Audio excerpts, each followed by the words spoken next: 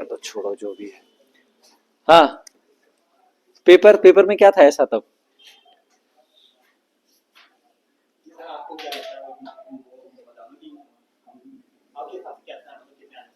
मेरे हिसाब से अब मतलब उसमें तो बेसिक ही क्वेश्चन है यार, सारे तो बेसिक ही क्वेश्चन है उसमें, इतना घुमाने वाला भी कुछ नहीं है। नहीं सच में है बेसिक, मजाक नहीं कर रहा हूँ। क्योंकि अब वो मैं तुम्हारे साथ इसलिए बोल सकता हूँ ना कि भाई मतलब हमने पढ़ा भी है साथ में, मतलब पढ़ाया भी है, तो तब फिर मैं उस अकॉर्डिंग बोल रहा हूँ कि भाई जिस हिसाब की तुम्हारी मतलब उस टाइम थी, आपका तो पता नहीं, पर उस टाइम जो थी तो ठीक है, मतलब मेरे हिसाब से कम 70 तो आने चाहिए। फिर तो बहुत जरूरत है, बहुत ज्यादा जरूरत है, जरूरत नहीं था तो बहुत ज्यादा जरूरत है। ठीक है, चलो तो कैसे करेंगे सॉल्व, बताओ। सॉल्व मतलब आंसर साथ साथ में आंसर तुम, हाँ मैं तुम्हें सॉल्यूशन भी कराता रहता हूँ साथ साथ, ओमार भी चेक करते रहना। जैसे मैं पहले आंसर बोल दूंगा कि क्वेश्चन 1 का आंसर ये है, ओमार पे टिक करना पहले सही और गलत। ठीक है, और उसके बाद जब हम सॉल्यूशन करेंगे तो पेपर में लिखते रहना, जगह अगर है उसमें तो लिखते रहना, नहीं तो कॉपी रख लो कोई साइड में अपना एक पेज, जो थोड़ा मिसलिनियस होगा उनको लिखते भी रहना। और देखो सॉल्यूशन में दोनों काम साथ साथ करने पड़ते हैं, लिखने का काम भी, सुनने का काम भी, और समझने का काम भी, तीनों एक साथ चलना पड़ता है। फिर इसमें सॉल्यूशन में यही होता है भाई। ठीक है, सॉल्यूशन किस चीज के लिए है, सही यहाँ भी बोल रहा है, सॉल्यूशन किस चीज के लिए है? सॉल्यूशन है हमारे डाउट के लिए, पढ़ने के लिए नहीं है सॉल्यूशन, पहली बात ध्यान रखना, डाउट के लिए है सॉल्यूशन। ठीक है, चलो तो अब कोशिश करो कि भाई ये पहला पेपर है ना, हाँ पहला पेपर है तो कोशिश ये करो, मैंने तुम्हें पहले भी बोला था जब पढ़ाया था कि क्या करना है, तुम कर रहे थे वो सॉल्यूशन कर रहे हो घर में, पुराने प्रीवियस ईयर का क्वेश्चन आंसर लगा रहे हो ना, हाँ तो लगाते रहो क्वेश्चन आंसर। ठीक है, बहुत सारी चीजें मिलती हैं भाई उससे। ठीक है, चलो देखो क्वेश्चन नंबर 1 था हमारे पास, बांध और नदी की सूची का मिलान करिए। ठीक है, तो ऑप्शन ए जो है उसका आंसर सही हो जाएगा, फर्स्ट का हो जाएगा ए हमारे पास। ठीक है, ए में क्या होगा देखो, गांधी सागर जो बांध है हमारे पास कौन सी नदी पर है? ठीक है, चंबल नदी। ठीक है, चलो फिर हमारे पास जायकावाड़ी जो हो जाएगा वो जाएगा गोदावरी। फिर नागार्जुन किस पर हो जाएगा? कृष्णा नदी पर, मिलाते भी रहो। ठीक है, और फिर उसका टीरी, टीरी सबको ही पता है हमारे पास कहां पर, कौन सी नदी पर है? भागीरथी। ठीक है, हमारे पास फिर वो विलंगना भागीरथी जो भी आ जाता है। ठीक है, तो भागीरथी नदी पर। अच्छा देखो इवन ऑड से भी इसको तुम सॉल्व कर सकते थे, इवन ऑड से कैसे होगा सॉल्व हमारे पास, देखो डी का क्या होना था, पहला होना था ना, तो ऑप्शन बी और डी में तो है नहीं। देखो मैचिंग वाले कभी भी क्वेश्चन आए तो सॉल्व कैसे करने, सबसे पहले जो तुम्हें एग्जैक्ट आता है कि हाँ इसका आंसर 200% ये सही है आंसर, तो उसको मैच करके बाकी जितने भी होते हैं उनको काट दिया करो पेपर में कि ये दो तो नहीं हो सकते। तो जैसे इसमें कैसे करना था, डी का हमें एग्जैक्ट पता है कि डी किसमें है, भागीरथी है 100%। ठीक है, तो दो ऑप्शन तो गए तुम्हारे, बी और डी वाला ऑप्शन तो गया, दो ही बचे अब, दो में से। तो यहां पर कई बार क्या होता है कि हमें बेनिफिट ऑफ डाउट्स बोलते हैं उसको। ठीक है, कई बार वो मिल जाता है 50-50 में जब हम खेलते हैं तो बेनिफिट ऑफ डाउट हमें मिल जाता है कई बार। ठीक है, तो कोशिश करना है इन प्रश्नों को ऐसे करने की। ठीक हो गया, चलो अच्छा कुछ परियोजनाएं हैं जो इससे संबंधित है। परियोजनाएं देखो समझाने का कुछ है नहीं, तो परियोजनाएं तुम्हें खुद ही याद करनी पड़ेंगी। कुछ परियोजनाएं हैं वो लिख लो जो पेपर में आती है, थोड़ा सा फेमस फेमस है जो। ठीक है, कौन कौन सी है तो पहले लिखना है इसमें। ठीक है, तुलबुल परियोजना,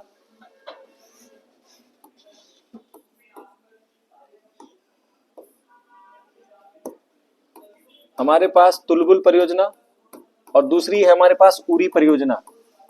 ये फेमस परियोजनाएं हैं, ध्यान रखना ये आती भी हैं पेपरों में। ठीक है, तुलबुल और उरी परियोजना। ठीक है, ये दोनों किस नदी पर हैं, तो झेलम नदी पर हैं। ठीक है, फिर लिखना बगलीहाल, बगलीहाल हो जाएगा, सलाल, दूलहस्ती, ये हो जाएंगे बेटा चिनाव नदी पर। बगलीहाल, सलाल, दूलहस्ती, ये तीन हो जाएंगी चिनाव नदी पर। ठीक हो गया, उसके बाद लिखना चमेरा, थीन, ये दोनों हो जाएंगी हमारे पास रावी नदी पर।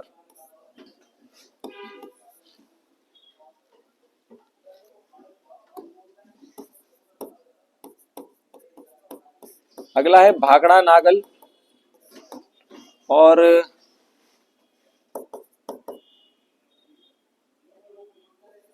नाथपा झाकरी, ये हो जाएंगी सतलज पर, ठीक है, सतलज पर। और एक परियोजना और है, वो हो जाएगी हीराकुंड। हीराकुंड जो परियोजना है वो हो जाती है हमारे पास महानदी पर, ठीक है। तो ये कुछ फेमस सी नदियां हैं, ठीक है, हमारे पास झेलम, चिनाब, और ध्यान रखना ये जो चार है ये इसलिए भी फेमस हैं, ये जो चार नदियां हमारे पास हो जाती हैं, चारों के चारों किसकी सहायक नदियां हैं सारे की, ये चार, ये किसकी सहायक नदियां हैं, सिंधु की सहायक नदियां। बस इसमें से एक नदी और अगर हम लिख दें, ऐड कर दें यहाँ पर ब्यास नदी, तो वो किसकी हो जाती है हमारे पास, ये पंच नदी किसकी सहायक नदियां हो जाती है, सिंधु नदी की सहायक नदियां हो जाती हैं, ठीक हो गया। तो ये विशेषकर थोड़ा सा भाई इनको ध्यान रख लेना, ठीक है। देखो परियोजना तो ये है कि काफी लंबे टाइम से पूछी नहीं गई है पेपरों में, पर अगर कभी पूछी जाती है तो मोस्ट फ्रिक्वेंट है, ये सारी वो परियोजनाएं हैं जो प्रीवियस ईयरों में हरिद्वार आयोग ने पूछी हुई है किसी न किसी पेपर में। तो कई बार अगर प्रीवियस का कॉपी अगर हुआ तो बेसिक तौर पर इनको तो याद रखना है, जो बहुत इंपॉर्टेंट हो जाती है हमारे लिए, ठीक है। चलो दूसरे की अगर बात करते हैं, देखो निम्न में से कौन से दो राज्य मानसून के लौटने से मौसम में चक्रवातों से सबसे ज्यादा प्रभावित होते हैं, ठीक है, कौन से होंगे बताओ, कौन सा ऑप्शन लग रहा है, डी, ठीक है, तो आंसर हो जाएगा डी हमारे पास, आंध्र प्रदेश और उड़ीसा। देखो दोनों, पहली बात तो इसमें दो चीजें थोड़ा समझनी है, दो मानसून और एक समझना है हमने कौन सा, चक्रवात। अच्छा दोनों की अगर बात करते हैं तो भाई कौन कौन सी चीजें होंगी, तो देखो ऑप्शन डी हो जाएगा। अच्छा जिसको नहीं भी पता था, जिसको अगर आंसर नहीं पता, कोई ऐसा है जिसको आंसर नहीं पता था, ठीक है, नहीं पता था ना आंसर, चक्रवात कहां आते हैं, पहली बात आपको, अगर आपने ना क्वेश्चन को, मैं पहली बार बार बार बोल रहा हूं बेटा, आप लोग नौ सिखिया नहीं हो, ठीक है, ये काम जो है ना ये बच्चे करते हैं काम, नए नए जो आते हैं, ठीक है, नौ सिखिया नहीं हो आप लोग, तब भी बोलता था मैं, आज भी बोलता हूँ, ठीक है, सब पढ़ा हुआ है आपने, बस थोड़ा सा कॉन्फिडेंट रहो कि हमने पढ़ा हुआ है, ठीक है, लॉजिक दिमाग का यूज करना है। हमने दो चीजें पढ़ी, एक तो मानसून की बात कर रहा है, दूसरी बात कर रहा है बेटा चक्रवातों की। चक्रवात कहां आएंगे, बहुत बढ़िया, कोस्टल एरिया में आएंगे। चक्रवात कहां आएंगे, अगर ये बात कर रहा है चक्रवातों की और मानसून के चक्रवातों की बात कर रहा है, तो मानसून के चक्रवात हमेशा कहां आएंगे, कोस्टल एरिया में आएंगे, यानी इस एरिया में आएंगे। तो आपको इस बात की जानकारी होना आवश्यक है कि ये जो एरिया है ना बेटा, ये वाला एरिया, इसी एरिया में आएंगे। और दोनों मानसून की बात कर रहा है, तो मानसून अगर आपने पढ़ा है तो हमने ये भी पढ़ा है कि एक शाखा इधर, एक इधर के बीच में, एक सीधा इधर, एक शाखा इधर से होती हुई जाती है और एक सीधा मेघालय पे जाती है, ठीक है। तो भाई जितने भी मानसून आएंगे, तो ये दक्षिण पश्चिमी मानसून, और यही मानसून जब शरद ऋतु के काल में कहा जाता है, उसका आंसर शरद दे रखा है यहाँ, पिछली बार पेपर में क्वेश्चन आ रखा है कि लौटते हुए मानसून कब से शुरू होता है, तो शरद ऋतु से, आंसर दे रखा है आयोग ने पीसीएस में, ठीक है। तो इसको जैसे ये रिवर्स हो जाएगा तो ये वापस आ जाएगा, अपनी अपनी जगह से वापस आएगा। तो सीधी सी बात है कि कोस्टल एरिया में ही होगा, जैसा आपने कहा, बिल्कुल सही कहा। अब ऑप्शन देखो, अब आपको भारत के मैप की जानकारी होनी चाहिए कि कौन सा स्टेट कहां पर है, और अगर ये जानकारी है तो आंसर वैसे भी हो जाएगा। देखो ऑप्शन में क्या क्या लिखा हुआ है, ऑप्शन में लिखा हुआ है कर्नाटक और केरल, तो कर्नाटक और जो केरल है ना, तो यहां पर ध्यान रखना। अब आप कहोगे सर कर्नाटक और केरल भी है, अच्छा इससे पहले कैसे हटाना है, चलो ये तो थोड़ा 50-50 में आएगा। दूसरा ऑप्शन पढ़ो, देखो पंजाब और हरियाणा आएंगे कभी, पंजाब हरियाणा की स्थिति बिल्कुल सेंटर में है, नहीं आएगा, ऑप्शन गया। उसके बाद है बिहार और असम, बिहार यहां पर है, असम इधर है, आएगा नहीं आएगा, दूसरा ऑप्शन भी गया। लेकिन आपके पास फिर बचता है दो ऑप्शन, कौन से, कर्नाटक और केरल वाला, और दूसरा कौन सा, आंध्र प्रदेश, और आंध्र प्रदेश के साथ कौन सा है, उड़ीसा। दोनों तरफ है, तट दोनों तरफ है। लेकिन अब आपको दूसरे क्लॉज से आंसर लेना है बेटा, मानसून से आंसर लेना है अब, क्योंकि दोनों मानसून का मतलब एक दक्षिण पश्चिमी मानसून और दूसरा कौन सा, लौटता हुआ मानसून, यानी उत्तर पूर्व मानसून। और ये आपको बहुत अच्छी तरीके से पता है कि जो लौटता हुआ मानसून है वो जब वापस आता है तो इस वाले तट को कभी भी प्रभावित नहीं करता है। लौटता हुआ मानसून केवल इस वाले तट को करता है, जिस तट को हम क्या बोलते हैं, कोरोमंडल, क्योंकि लौटते हुए मानसून से केवल भारत के कोरोमंडल पर ही बारिश होती है और कहीं नहीं होती, और यहीं पर ही चक्रवात बनाते हैं। इस समय लौटता हुआ मानसून यहीं बनाता है चक्रवात, इधर नहीं बनाता है। तो जब इधर नहीं बनाएगा तो कर्नाटक और केरल वाला ऑप्शन भी खत्म हो गया, तो एक ही बचेगा, फिर कौन सा बचेगा, कौन से ऑप्शन में कौन से हैं, आंध्र प्रदेश और उड़ीसा। लेकिन ध्यान रखना कभी अगर ऐसा प्रश्न भी आया कि कौन सा करता है बेटा, तो आंध्र प्रदेश और उड़ीसा ही नहीं है उसका आंसर, ये सारे हैं जो इससे लगे हुए हैं। ठीक है, तो यहाँ पर वेस्ट बंगाल भी आ जाएगा, आंध्र प्रदेश, भाई यहाँ क्या है हमारे पास, ये वेस्ट बंगाल आ गया, इसके बाद हमारे पास यहाँ पर क्या आ जाता है, उड़ीसा, उसके बाद हमारे पास कौन आ जाएगा, हमारे यहाँ पर आंध्र प्रदेश। ठीक है, और फिर उसके बाद सीधा हमारे पास कौन सा लग जाएगा, तमिलनाडु। फिर उड़ीसा, आंध्र प्रदेश, तमिलनाडु, इधर वेस्ट बंगाल, तो चारों के चारों होते हैं इसमें। ठीक है, तो उन चारों में से ये दो, लेकिन सबसे ज्यादा जो प्रभावित करता है बेटा वो आंध्र प्रदेश और किसे, उड़ीसा को सबसे ज्यादा प्रभावित करता है अगर हम इसके प्रभाव के तौर पर जाएं तो। लेकिन अगर तटों की बात करेंगे तो पूरे तट को क्या करेगा, प्रभावित करेगा, इस बात को ध्यान रखना। बार बार समझा, देखो पहला पेपर है तो तुम्हें इसलिए समझा रहा हूं कि आने वाले पेपरों में ऑप्शन पढ़ने पहले चार, थोड़ा लॉजिक लगाना है और सबसे पहले कोशिश करनी है कि जो ऑप्शन आपसे हटाया जा सके कि ये तो हो ही नहीं सकता भाई, कभी भी नहीं।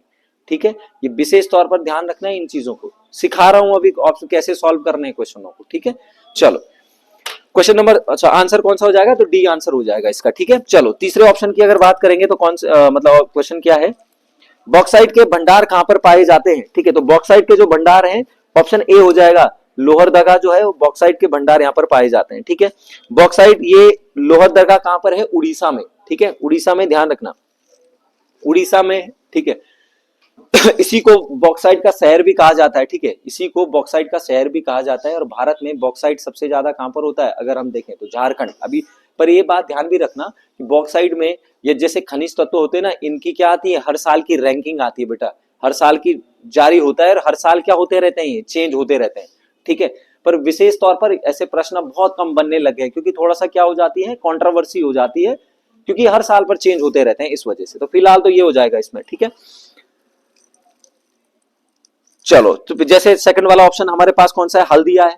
हल्दिया क्या हमारे पास, बंदरगाह। ठीक है, कैसे, हुगली नदी पर है बेटा, कोलकाता में। ठीक है, और किस प्रकार का बंदरगाह है, एक कृत्रिम बंदरगाह है। और कृत्रिम बंदरगाह हमेशा ध्यान रखना, कभी बंदरगाह से भी प्रश्न बने तो कृत्रिम बंदरगाह मैक्सिमम, ज्यादातर कृत्रिम बंदरगाह किस तरफ है, भारत के पूर्वी तट की तरफ है, पूर्वी तट की तरफ। और भारत के सबसे ज्यादा प्राकृतिक नेचुरल जो हमारे पास पोर्ट्स हैं, प्राकृतिक बंदरगाह, वो किस तरफ है हमारे पास, वेस्ट की तरफ है, पश्चिमी घाट की तरफ। ऐसा क्यों है, क्योंकि वेस्टर्न घाट की तरफ आने वाली जितनी भी नदियां होती हैं वो बहुत तीव्रगामी होती हैं बेटा, और जब वो बहुत ज्यादा तेज गति से चलती हैं तो वो जो जितनी तेज गति से चलेगा तो वो अवसाद का कटान नहीं कर पाती है उतना। ठीक है, और जो ये पूर्वी की तरफ आती नदियां हैं, ये नदियां सब क्या होती हैं, बहुत लंबी नदियां होती हैं और धीमी गति से चलती हैं। और जो गति धीमी होगी तो कटान भी क्या होगा, ज्यादा, और कटान ज्यादा होगा तो अवसाद भी होगा ज्यादा, तो फैलाव करती हैं तट। ये देखा, कहा ना, पढ़ा होगा आपने कि पूर्वी तट कैसा तट है, कटा फटा हुआ तट है, इन्हीं की वजह से। ठीक हो गया, तो यहाँ पर हमारे पास कृत्रिम बंदरगाह मिलते हैं। लेकिन ध्यान रखना कि जब बारिश का मौसम आता है, ठीक है, तो इन नदियों में क्या आ जाती है बेटा, गाद आता है, मवाद या अवसाद ज्यादा आता है, जिसकी वजह से ये बंदरगाह कुछ समय के लिए बंद भी कर दिए जाते हैं। इनमें से सबसे अच्छा उदाहरण है किसका, हमारे पास हल्दिया बंदरगाह, ये बंद भी हो जाता है बरसात के टाइम पर, क्योंकि इसमें, क्योंकि हुगली किसकी ट्रिब्यूटरी है, वितरिका,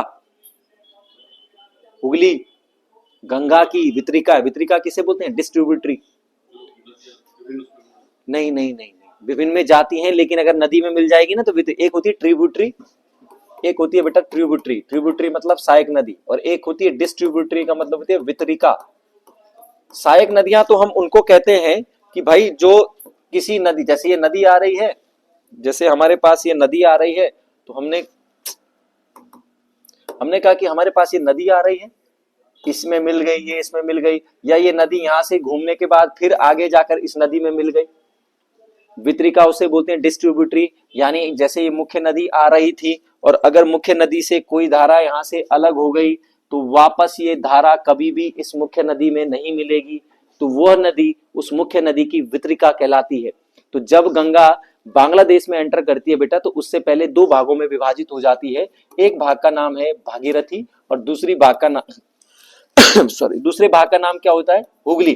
तो भागीरथी से एंट्री करती है बांग्लादेश में, जहां पर इसको किस नाम से जाना जाता है, गंगा को पद्मा नाम से, और ये हुगली नदी सीधा वेस्ट बंगाल की तरफ आती है बेटा। फिर आगे जाकर फिर दामोदर नदी, ठीक है, उसमें मिल जाती है, फिर भी सब चीजें, और फिर यहीं पर कौन सा बंदरगाह हमारे पास हो जाता है, हल्दिया बंदरगाह इस पर हो जाता है। ठीक है, चलो फिर बात आती है हमारे पास, और क्या इसमें बताने लायक, और तो कुछ है नहीं, ठीक है। चलो क्वेश्चन नंबर 4 की अगर बात करेंगे तो हमारे पास कौन सा हो जाएगा, भारत का सबसे ऊंचा जलप्रपात कौन सा है, तो कौन सा हो जाएगा हमारे पास, कुंचिकल, ऑप्शन सी हो जाएगा कुंचिकल। कौन सी नदी पर है, वाराही नदी पर, ठीक है। आंसर लगा रहे हो, लगाओ पहले, 4 का सी हो जाएगा आंसर, ठीक है। चलो तो कुंचिकल हो जाएगा। कुंचिकल जो जलप्रपात है हमारा कौन सी नदी पर है, वाराही नदी पर है। कहां पर बहती है, कर्नाटक में बेटा, ठीक है, कर्नाटक में बनाती है कुंचिकल जलप्रपात, ठीक हो गया। फिर जैसे हमारे पास कौन सा है, जोग जलप्रपात। जोग जलप्रपात कहां पर है, शरावती नदी पर। शरावती नदी कहां बहती है, कर्नाटक में, तो ये भी यहीं बनता है। फिर हमारे पास अगला ऑप्शन क्या है इसमें, ठीक है, शिव समुद्रम। शिव समुद्रम बनाती है बेटा कावेरी, कावेरी नदी पर। और भारत का दूसरा दूसरा बड़ा जलप्रपात है शिव समुद्रम, ठीक है, कावेरी नदी पर बनाती है, ठीक है। फिर हमारे पास जैसे और कौन सा, धुआंधार जलप्रपात हो गया, कौन बनाती है, नर्मदा नदी बनाती है। हमारे पास और कौन सा, दूध सागर जलप्रपात कौन बनाती है, मांडवी नदी बनाती है, ठीक है। चूलिया जलप्रपात चूलिया नदी पर होता है हमारे पास। तो ऐसे बहुत सारे जलप्रपात हैं, ठीक है, तो ये चीज भी ध्यान रखना। भारत का नियाग्रा किसे कहते हैं, किसे जलप्रपात को, हाँ चित्रकूट, यही है, ठीक है। तो चित्रकूट कौन सी उस पर है, इंद्रावती नदी पर, छत्तीसगढ़ में, ठीक है। तो ऐसे जलप्रपात थोड़ा सा इनको भी ध्यान रखना। जलप्रपात कौन बनाती है हमेशा, जलप्रपात जो ये आकृति है कौन बनाती है, यानी किसकी भू आकृति, मतलब आकृति है, ये नदियां बनाती हैं बेटा, ठीक है, वाटरफॉल जिनको हम कहते हैं, ठीक है, तो नदियां बनाती हैं। चलो क्वेश्चन नंबर 5, भारत की सबसे बड़ी ताजे पानी की झील कौन सी है, तो कौन सी हो जाएगी ताजे पानी की झील, कौन सी, वुलर झील, ठीक है, वुलर झील, ऑप्शन डी जो है आंसर हो जाएगा वुलर झील। वुलर झील कहां पर है हमारे पास, वुलर झील कहां पर है, जम्मू कश्मीर में, ठीक है, तो जम्मू कश्मीर इसका आंसर हो जाता है। अच्छा, पहले की अगर बात करते हैं तो हमारे पास ऑप्शन में है सांबर झील। तो सांबर झील क्या है हमारे पास, भारत की सबसे बड़ी खारे पानी की झील, वो कौन सी है, सांबर झील।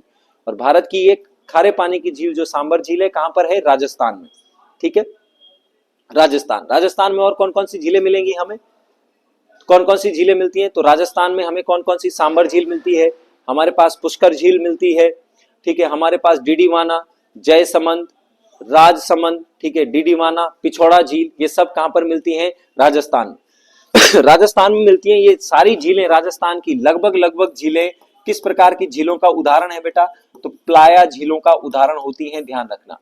प्लाया क्या होता है, तो प्लाया जो है वायु द्वारा निर्मित एक आकृति होती है। प्लाया जो है वायु द्वारा निर्मित एक आकृति होती है, और वायु द्वारा निर्मित जो ये आकृति होती है उसे कहते हैं प्लाया, ठीक है। एक तरीके का तटबंध बनाती है, एक तरीके का मैदान बनाती है, ठीक है, मरुस्थलीय एरियो में। और इसी प्लाया में कालांतर में पानी का रिसोर्सेज जब इस प्लाया झील में आता है तो इस प्लाया से बनने वाली झीलें कहलाती हैं प्लाया झीलें, जो मरुस्थलीय इलाकों में बनती हैं। और राजस्थान की जो झीलें हैं वो लगभग किस प्रकार की होती हैं, प्लाया प्रकार की ही होती हैं, ठीक हो गया। चलो फिर आते हैं हमारे पास, अच्छा सांबर, फिर है पुष्कर झील। पुष्कर झील कहां पर है हमारे पास, राजस्थान में, ये पुष्कर झील है राजस्थान में, ठीक है। इसी के बगल में पुष्कर मेला भी लगता है, यहीं पर ब्रह्मा जी का मंदिर भी, एकमात्र मंदिर यहीं पर स्थित है, ठीक है। फिर ध्यान रखना यही जो पुष्कर झील है, इस पुष्कर झील में हमारे पास एक चीज और ध्यान रखना कि यहीं से लूनी नदी जो है, लूनी नदी की एक सहायक नदी है, उसका नाम है सुरसती, ठीक है, सरस्वती, ठीक है, सरस्वती। कौन सी नदी है, सरस्वती नदी। ये जो सरस्वती नदी है ये पुष्कर झील से ही निकलती है बेटा, और किसकी सहायक नदी है ये, लूनी नदी की जो है ये सहायक नदी हो जाती है, ठीक है। चलो लूनी नदी का प्रश्न आगे है, फिर उसमें देखेंगे।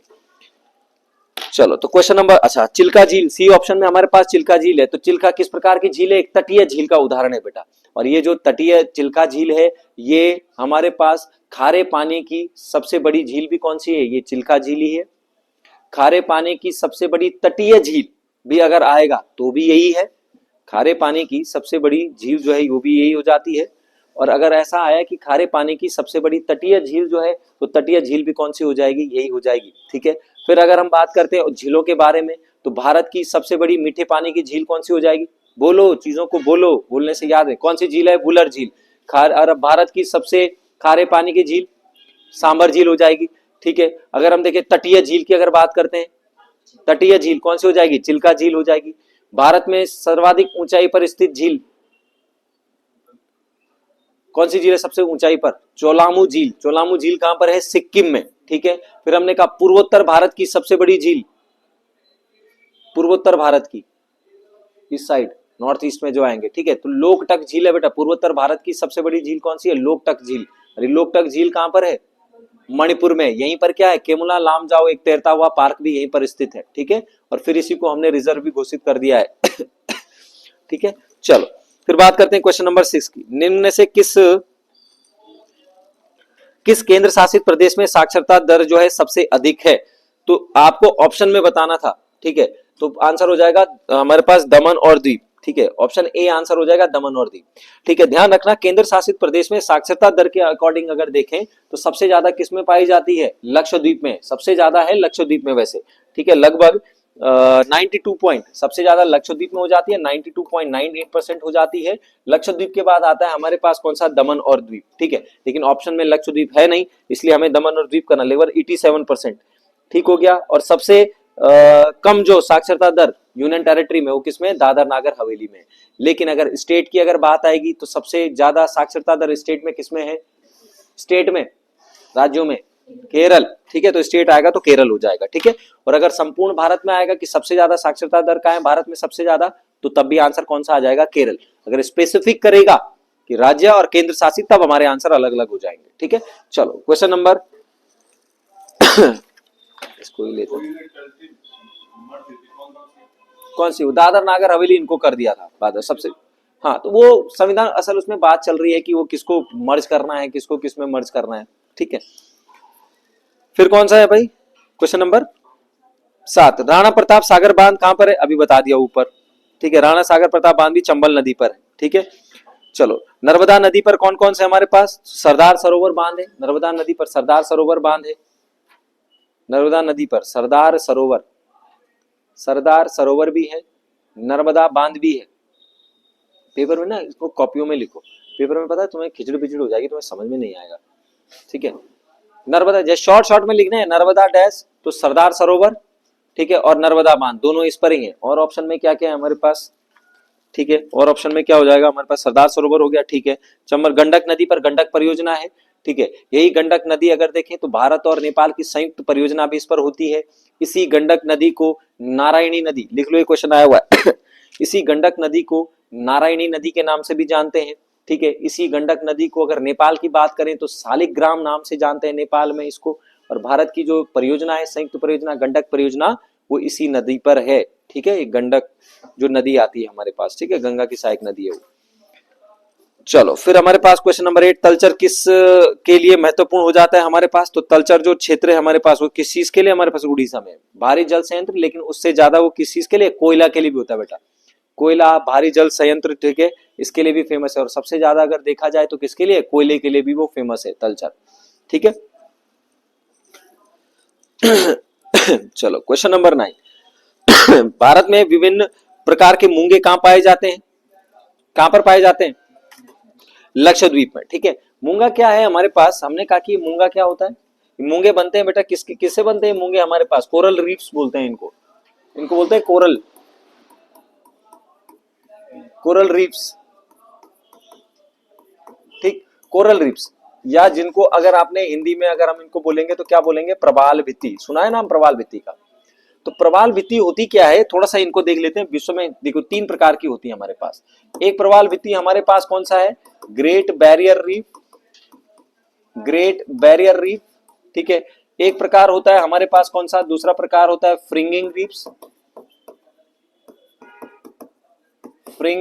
रीफ्स, और तीसरा आता है हमारे पास कौन सा? Atoll reefs. 3 प्रकार की इनके प्रकार होते हैं प्रवाल भित्तियों के। होते क्या है प्रवाल भित्तियां? तो बैरियर रीफ्स, ठीक है, ग्रेट तो इसका नाम बाद में हुआ हमारे पास। एक होती है बैरियर रीफ्स, फ्रिंगिंग रीफ्स और एटॉल रीफ्स। बैरियर रीफ जो होती हैं, अच्छा ये रीफ्स बनती कैसे? देखो, एक प्रकार का एक प्राणी एक जीव होता है बेटा, उसका नाम है मूंगा। समुद्रों में पाया जाता है। कहां पर पाया जाता है? तो भाई अब थोड़ा सा समय की रहती है दिक्कत, नहीं तो फिर डिटेल में समझते हैं चीजों को। तो उष्ण कटिबंधीय जो क्षेत्र होते हैं बेटा, वहां पाए जाते हैं। इनके लिए सागरीय तल का होना आवश्यक होता है। साथ ही साथ अगर हम और बात करें इसकी, तो इनको पनपने के लिए स्वच्छ जल की आवश्यकता होती है बेटा, साफ पानी में। जो ये मूंगा नाम का जो प्रजात जीव होता है, ये उष्ण कटिबंधीय क्षेत्रों में ही पाया जाता है सबसे उचित मात्रा में। इसके लिए टेम्परेचर भी चाहिए होता है, हाइट लगभग 100 से 150 मीटर की चाहिए होती है, मतलब गहराई। और सबसे इंपॉर्टेंट बात है, इसके लिए क्या चाहिए होता है, स्वच्छ जल, साफ पानी में उगते हैं। गंदा पानी होगा ये मर जाएंगे।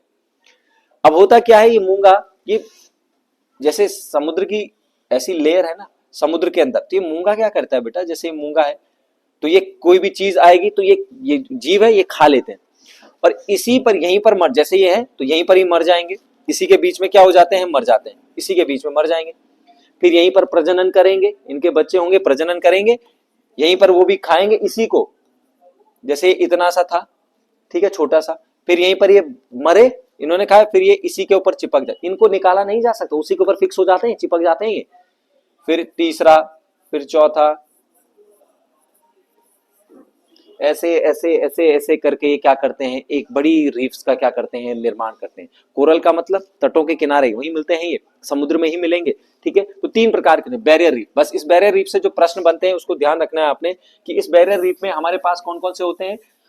तो विश्व की सबसे बड़ी रीफ कहां पर है, तो विश्व की सबसे बड़ी रीफ है, उसका नाम क्या है बेटा, ग्रेट बैरियर रीफ। कहां पर है, हाँ ये पहले भी बता चुका हूं शायद, ठीक है। ये कहां पर है, ऑस्ट्रेलिया। अगर ऑस्ट्रेलिया कभी आया तो कहां पर है, ऑस्ट्रेलिया के पूर्वी तट पर। कभी आया तो कहां पर है, तो क्वींसलैंड में, ऑस्ट्रेलिया के पूर्वी तट पर क्वींसलैंड की जो रेखा है वहां पर है। कभी अगर महासागर आया तो ऑस्ट्रेलिया कौन से महासागर में है, अरे किस में है वो, पैसिफिक ओशन में, तो प्रशांत महासागर में बेटा ये ग्रेट बैरियर रीफ ऑस्ट्रेलिया के पूर्वी तट पर, इस क्वींसलैंड में, ये पूर्वी तट वाला पूरा, ठीक है। तो ये बहुत लगभग देखो इतनी बड़ी है, सोचो ये कितनी बड़ी है, एक पूरा आइलैंड है, इसमें कई आइलैंड है, 2300 किलोमीटर लंबी है ये, सोचो। और ये तटों पर बनती है बेटा, तट के पास में बनाते हैं, एक लंबी सी लेयर बनाते हुए चलते हैं, ठीक है। तो ये ध्यान रखना, फ्रिंगिंग रीफ्स बीच में बनती है। अच्छा, एटॉल रीफ्स की अगर बात करते हैं भारतीय परिप्रेक्ष्य में, तो ध्यान रखना, एटॉल ये पीसीएस में भी पूछा गया प्रश्न है, ध्यान रखना।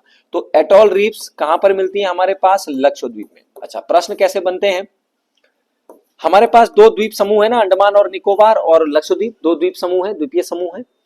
दोनों के दोनों किन से बनते हैं, मूंगे से बनते हैं, दोनों के दोनों, वहां पर कोरल्स दोनों जगह मिलती हैं, प्रवाल मिलती हैं। लेकिन प्रश्न अगर आए कि एटॉल रीफ्स से पूर्णतः निर्माण किसका हुआ है, जो पूरा रीफ से ही बना हुआ है, तो वो कौन सा है, वो कौन सा है, लक्षद्वीप। और यहां पर किस प्रकार की रीफ्स मिलती है, यहां पर किस प्रकार की रीफ्स मिलती है, एटॉल रीफ, भारत में नहीं मिलती है। यहां पर किस प्रकार की रीफ का निर्माण हुआ है, एटॉल रीफ से, ठीक हो गया। और एटॉल रीफ में भी ध्यान रखना लक्षद्वीप बना हुआ है, और इसी एटॉल रीफ में किस आकृति की होती है, तो ध्यान रखना ये क्वेश्चन पूछा गया है पीसीएस में, चाहे तो देख लेना, घोड़े के नाल के आकार का, ठीक हो गया। और या तो ये अंगूठी, जैसे घोड़े की नाल होती है ना, इस तरीके से कुछ ऐसे होती है ना, पैर में लगती है जो, और दूसरा अंगूठी के आकार का बेटा, दूसरा किस होती है, अंगूठी। जैसे अंगूठी कैसे बनाएंगे, ठीक है, इस तरीके से अंगूठी रहती है ना, हमारी फिंगर रिंग जो होती है, इस तरीके की आकृति के होते हैं एटॉल रीफ्स जो लक्षद्वीप में। और ये एटॉल रीफ की जो ये आकृति है लक्षद्वीप में इस प्रकार की पाई गई, ठीक हो गया। तो ये ध्यान रखना, तो जो मूंगा वाला आंसर है वो कौन सा हो जाएगा हमारे पास, ये सही हो जाएगा भाई, कौन सा वाला है, कौन सा, ऑप्शन सी में लक्षद्वीप। सुंदरवन हमें पता है, सुंदरवन का डेल्टा पश्चिम बंगाल में स्थित है, क्यों है, क्योंकि सुंदरी नाम का वृक्ष जो है यहाँ पर मिलता है, इसलिए इसको क्या कहते हैं, सुंदरवन का डेल्टा के नाम से भी जाना जाता है। और यही गंगा ब्रह्मपुत्र विश्व का सबसे बड़ा क्या बनाता है, डेल्टा का निर्माण भी करता है। और किस आकार का डेल्टा है, चाप के आकार का डेल्टा होता है, चापाकार आकार का डेल्टा बनाती है, ठीक है। चलो फिर हमारे पास कौन सा, नर्मदा का मुहाना, नर्मदा आती है, पश्चिमी घाट अरब सागर में गिर जाती है। नर्मदा नदी प्रायद्वीपीय भारत को दो बराबर भागों में बांटती है। अरब सागर में गिरने वाली प्रायद्वीपीय भारत की सबसे बड़ी नदी भी है नर्मदा नदी, ठीक है। ओरसांग, तवा, शेर, बंजर, हिरन, इसकी क्या है, सहायक नदियां हो जाती हैं। इसी नर्मदा नदी पर धुआंधार जलप्रपात भी स्थित है। यही नर्मदा नदी अगर हम देखें तो ज्वार नदमुख का निर्माण करती है। यही नर्मदा नदी भ्रंश घाटी से होकर बहती है, उत्तर की तरफ विंध्याचल और नीचे सतपुड़ा के बीच में भ्रंश कगार से होकर बहती है भाई भारत में, ठीक है। और ज्वार नदमुख का क्या करती है, निर्माण करती है, ठीक हो गया। चलो और क्या था इसमें, ऑप्शन में क्या है, दमन नदी, वही पढ़ लिया हमने इसको, तो ठीक है। हमारी यूनियन टेरिटरी सबसे कम जो है लिटरेसी रेट। चलो 10वां नंबर, इनमें से कौन लूनी नदी का स्रोत है, ये लूनी नी है, नौ है वो, ठीक है, लूनी नदी का स्रोत है। तो लूनी नदी बेटा इसमें ऑप्शन में आंसर ही नहीं है आपके इसमें, ठीक है। क्वेश्चन नंबर 10 में उसको टिक कर लेना। वैसे लूनी नदी जो है पुष्कर झील, इसकी सहायक नदी निकलती है पुष्कर झील से, सरस्वती नदी जो मैंने कहा था। वैसे हाँ, अरावली से निकलती है लूनी नदी। अरावली है क्या इसमें? तो अरावली कर सकते हैं वैसे, पर गुरु शिखर भी चोटी से भी नहीं निकलती ना यार वो, ठीक है। अगर आपने उस हिसाब से करा है कि ऑप्शन में नजदीकी ऑप्शन ये है, तो हाँ वो फिर मान के जा चल सकते हैं उसको, गुरु शिखर वाले को, लेकिन वो है नहीं गुरु शिखर। अरावली पर्वत के नाग पर्वत से होकर निकलती है बेटा ये। कौन सी? अरावली पर्वत श्रृंखला के नाग पर्वत से होकर ये निकलती है लूनी नदी। और कहां बहती है? राजस्थान और गुजरात में बहते हुए कच्छ के रण में विलीन हो जाती है। राजस्थान और गुजरात में बहते हुए कच्छ के रण में विलीन हो जाती है। अब इसमें मैप भी पता नहीं कहाँ होंगे, अगली बार से मैं इसमें एक मैप डाउनलोड कर लेंगे तो मैप से भी देख लेंगे अगली बार, ठीक है। लूनी नदी एक अंतरस्थलीय नदी का उदाहरण है जो जमीन के नीचे चलती है, ठीक है, अंतरस्थलीय नदी का उदाहरण है। इसी लूनी नदी को राजस्थान की गंगा भी कहते हैं या रेगिस्तान की गंगा भी कहते हैं। सबसे बड़ा अपवाह तंत्र बनाती है राजस्थान में, ध्यान रखना, ये लूनी नदी। इसी लूनी नदी को अगर हम बात करते हैं तो लूनी नदी को इसका जो पानी है, कुछ जगहों पर अगर ऊपरी सरफेस पर देखें तो मीठा जल मिलता है, और नीचे की तरफ जाएंगे तो जैसे जैसे नीचे जाएंगे खारा जल मिलता है लूनी नदी में, ठीक है। और राजस्थान की गंगा का मतलब समझ रहे हो तुम? जैसे हमारे लिए गंगा है वैसे उनके लिए कौन सी नदी है? लूनी नदी, ईस्टर्न में बहती है बेटा, ठीक है। चलो, तो ये चीज भी थोड़ा सा ध्यान रख लेना। कौन कौन सी इसकी सहायक नदियां हैं? तो लूनी की अगर सहायक लिखनी है क्या? लिखनी है? लिखो, लिखने है तो अगर तो सहायक नदियां हैं जवाई, हमारे पास सुकरी, जवाई, सुकरी और सुरसती।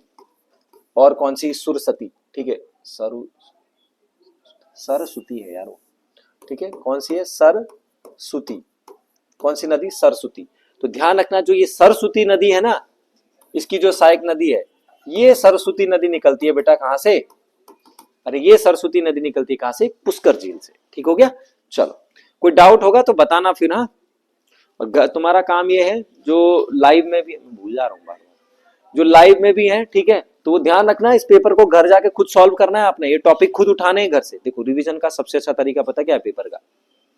पेपर अभी मैंने करा दिया, अब इतना जितना मैं बोल पा रहा हूं उतना तो तुम लिख भी नहीं पा रहे होंगे, और आधा से ज्यादा चीजें तो मैं भी छोड़ रहा हूँ। क्यों? समय ही नहीं है भाई, इतना कहां से इतना, वो तो पूरे टॉपिक है अपने आप में, ठीक है। तो जो चीज नोट डाउन करा रहा हूँ, नोट डाउन करो, सुनो, घर जाकर आपको खुद भी एनालाइज करना है ये पेपर 1-2 घंटे। कैसे करेंगे? जैसे नदी वाला है, उठा लिया नदियों का टॉपिक, तो इन नदियों के बारे में थोड़ा थोड़ा पढ़ लिया। अभी जैसे पॉलिटी के क्वेश्चन आएंगे तो उनको देख लिया, एंशिएंट के क्वेश्चन आएंगे, जैसे इसमें एक चोल का क्वेश्चन है तो चोल साम्राज्य उठा लिया, एक एक नजर मार ली, अपने अपने जो तुम्हारे क्या है नोट्स है उन पर नजर मार ली। तो क्या होगा? रिविजन, हर टॉपिक का रिवीजन एक साथ हो जाएगा। और फिर जब अगला पेपर दोगे तो भले वहां से ना आए तो कभी ना कभी तो आएगा, रिपीट तो होगा कहीं ना कहीं, कनेक्ट तो होगा कहीं ना कहीं, ठीक है। तो खुद भी करना है इसका एनालाइज, तभी जाकर होगा भाई ये काम तो, ठीक है। चलो, तो पुष्कर झील से निकलती है सरस्वती नदी। अच्छा, फिर क्या है इसमें ऑप्शन में? ऑप्शन में क्या है फिर हमारे पास? गुरु शिखर। गुरु शिखर हमने कहा कि अरावली पर्वत श्रृंखला की सबसे ऊंची चोटी कौन सी है? गुरु शिखर, ठीक है। और यहीं पर गुरु शिखर, जब ये अरावली की सबसे ऊंची चोटी है गुरु शिखर, कहां पर है गुरु शिखर? किसकी सबसे ऊंची चोटी है अरावली पर्वत श्रृंखला में? ये जो गुरु शिखर है, जो सबसे ऊंची चोटी है, यहीं पर एक श्रृंखला है जहां पर जैनों का एक प्रसिद्ध मंदिर भी है, दिलवाड़ा का जैन मंदिर, माउंट आबू। इस माउंट आबू पर है, अरावली पर्वत श्रेणी में जो माउंट आबू है इसकी सबसे ऊंची चोटी है गुरु शिखर। और गुरु शिखर इसी के पास में दिलवाड़ा का जैन मंदिर, जैनों का प्रसिद्ध मंदिर भी यहीं पर ही है बेटा, इसी अरावली उसमें, ठीक हो गया। बाकी आपको पता है अरावली जो श्रृंखला है पहले क्या थी? पहले जब हुआ था वलित, सबसे पुरानी श्रृंखला है अरावली, वलित पर्वत हुआ करता था, लेकिन अब क्या हो गया है? अवशिष्ट पर्वत में आ गया है, ठीक है। चलो, क्वेश्चन नंबर 11, कौन सा पर्यावरणविद को जल पुरुष के नाम से जाना जाता है? तो वो है राजेंद्र सिंह, ठीक है। राजेंद्र सिंह को जल पुरुष के, पर्यावरणविद हैं जिनको जल पुरुष के नाम से जाना जाता है बेटा, ठीक है। ध्यान रखना, ये कहाँ के हैं? तो राजस्थान, ठीक है। राजस्थान में जल संरक्षण की नीति को इन्होंने चलाया था, ठीक है। जल संरक्षण की नीति को इन्होंने चलाया था। तरुण भारत संघ नाम का, ठीक है, एक इन्होंने पानी की सुरक्षा के लिए तरुण भारत संघ नाम का एक क्या बनाया था? इन्होंने एक संघ बनाया था तरुण भारत संघ का। 2005 में स्टॉकहोम जल जो प्राइज है इनको मिला हुआ है 2015 में। राजेंद्र सिंह को, राजस्थान के हैं, और इन्होंने घरेलू से, ऐसे नहीं कोई बांध बनाया कोई इलेक्ट्रिक, जो नेचुरल प्राकृतिक चीजों से जब हम संरक्षण कर सकते हैं, मिट्टी के इन्होंने चेक डैम बनाए बेटा, गांव में है ना वो चेक डैम, ये जो ग्राम्य योजना करती है हमारे यहाँ उत्तराखंड में, चेक डैम बनाते हैं ना पानी को रोकने के लिए, छोटी छोटी दीवारें, फिर थोड़ा सा 50 मीटर आगे फिर दीवार ऐसे बनाते कि रुक रुक के पानी को रोका जा सकता है, ठीक है। चाल खाल जो योजना है हमारे यहाँ उत्तराखंड में, ठीक है, वो वाली, ठीक है। फिर कौन है इसमें, सुंदरलाल बहुगुणा। सुंदरलाल बहुगुणा को क्या कहते हैं, वृक्ष मित्र के नाम से जानते हैं उत्तराखंड में। वृक्ष मानव कौन है उत्तराखंड का, विश्वेश्वर सकलानी, बहुत बढ़िया, ठीक है। चलो और क्या है इसमें, सलीम अली भाई। सलीम अली कौन है, सलीम अली को भारत का बर्डमैन, ठीक है, बर्डमैन ऑफ इंडिया। बर्ड है, वर्ल्ड नहीं, हाँ बर्ड मतलब चिड़िया, बर्डमैन ऑफ इंडिया भी कहा जाता है किसको, सलीम अली को, ठीक है। तो ध्यान रखना। और जो ये सलीम अली जो अभ्यारण्य है, दो तीन चीजें हैं ध्यान रखना। सलीम अली अभ्यारण्य लिखो, सलीम अली पक्षी अभ्यारण्य, सलीम अली लिखना है, मैंने लिख रहे हो। सलीम अली जो पक्षी अभ्यारण्य है वो है बेटा गोवा में। कहां पर है, गोवा में। सलीम अली पक्षी जो अभ्यारण्य है वो है गोवा में। अगर आएगा कि सलीम अली जो झील है, सलीम अली जो झील है वो कहां पर है, तो झील आएगा तो झील हो जाएगी महाराष्ट्र में, ठीक हो गया।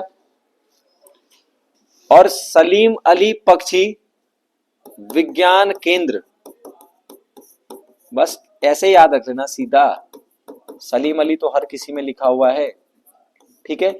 अगर आया हमारे पास कि सलीम अली पक्षी वो है वो कहां पर हो जाएगा, हमारे पास गोवा में हो जाएगा। अगर आएगा सलीम अली पक्षी जो झील है, झील हो जाएगी महाराष्ट्र में। और सलीम अली के नाम से जो विज्ञान केंद्र है जहां पर हम क्या करते हैं, कुछ शोध करते हैं पक्षियों के ऊपर, तो वो कहां पर हो जाएगा, तमिलनाडु में उसका आंसर हो जाएगा, ठीक है। तो ये भी थोड़ा सा ध्यान रख लेना। चलो, शिवालिक को अरुणाचल प्रदेश में क्या कहते हैं, क्वेश्चन नंबर 12 का आंसर क्या हो जाएगा, शिवालिक को क्या कहते हैं हमारे पास अरुणाचल प्रदेश में, मिरी, ठीक है, उसका आंसर हो जाएगा बेटा मिरी, ठीक है। देखो जास्कर है नहीं, टुंडवा धांग है नहीं, मिरी थी। अरुणाचल प्रदेश में जब हमारे पास, समझाने के लिए तो बेटा बहुत सारी चीजें हो जाती हैं, लेकिन फिर वही चीजें होती, देखो हमारे पास हमने कहा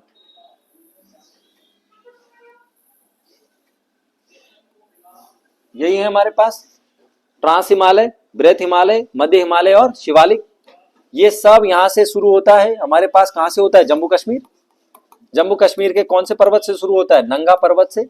और यहां से आकर जब ये अरुणाचल प्रदेश में यहाँ आकर जब ये मिल जाते हैं तो यहाँ पर कहां पर आता है, अरुणाचल प्रदेश में लास्ट में हमारे पास कौन सा, नामचा, पता है, नामचा बरवा पर्वत पर मिल जाते हैं सारे के सारे। और हमने कहा कि यहीं से जब ये अरुणाचल में मिलता है तो यहीं से टकराने के बाद ये सीधा कहाँ आ जाता है, नीचे की ओर। और यहाँ से सीधा आता, फिर यहाँ पर क्या है, म्यांमार, तो नागालैंड हमारे पास क्या है, मणिपुर, नागालैंड, मिजोरम, यहाँ से होता हुआ सीधा कहाँ जाता है, बंगाल की खाड़ी में, सीधे हिंद महासागर में।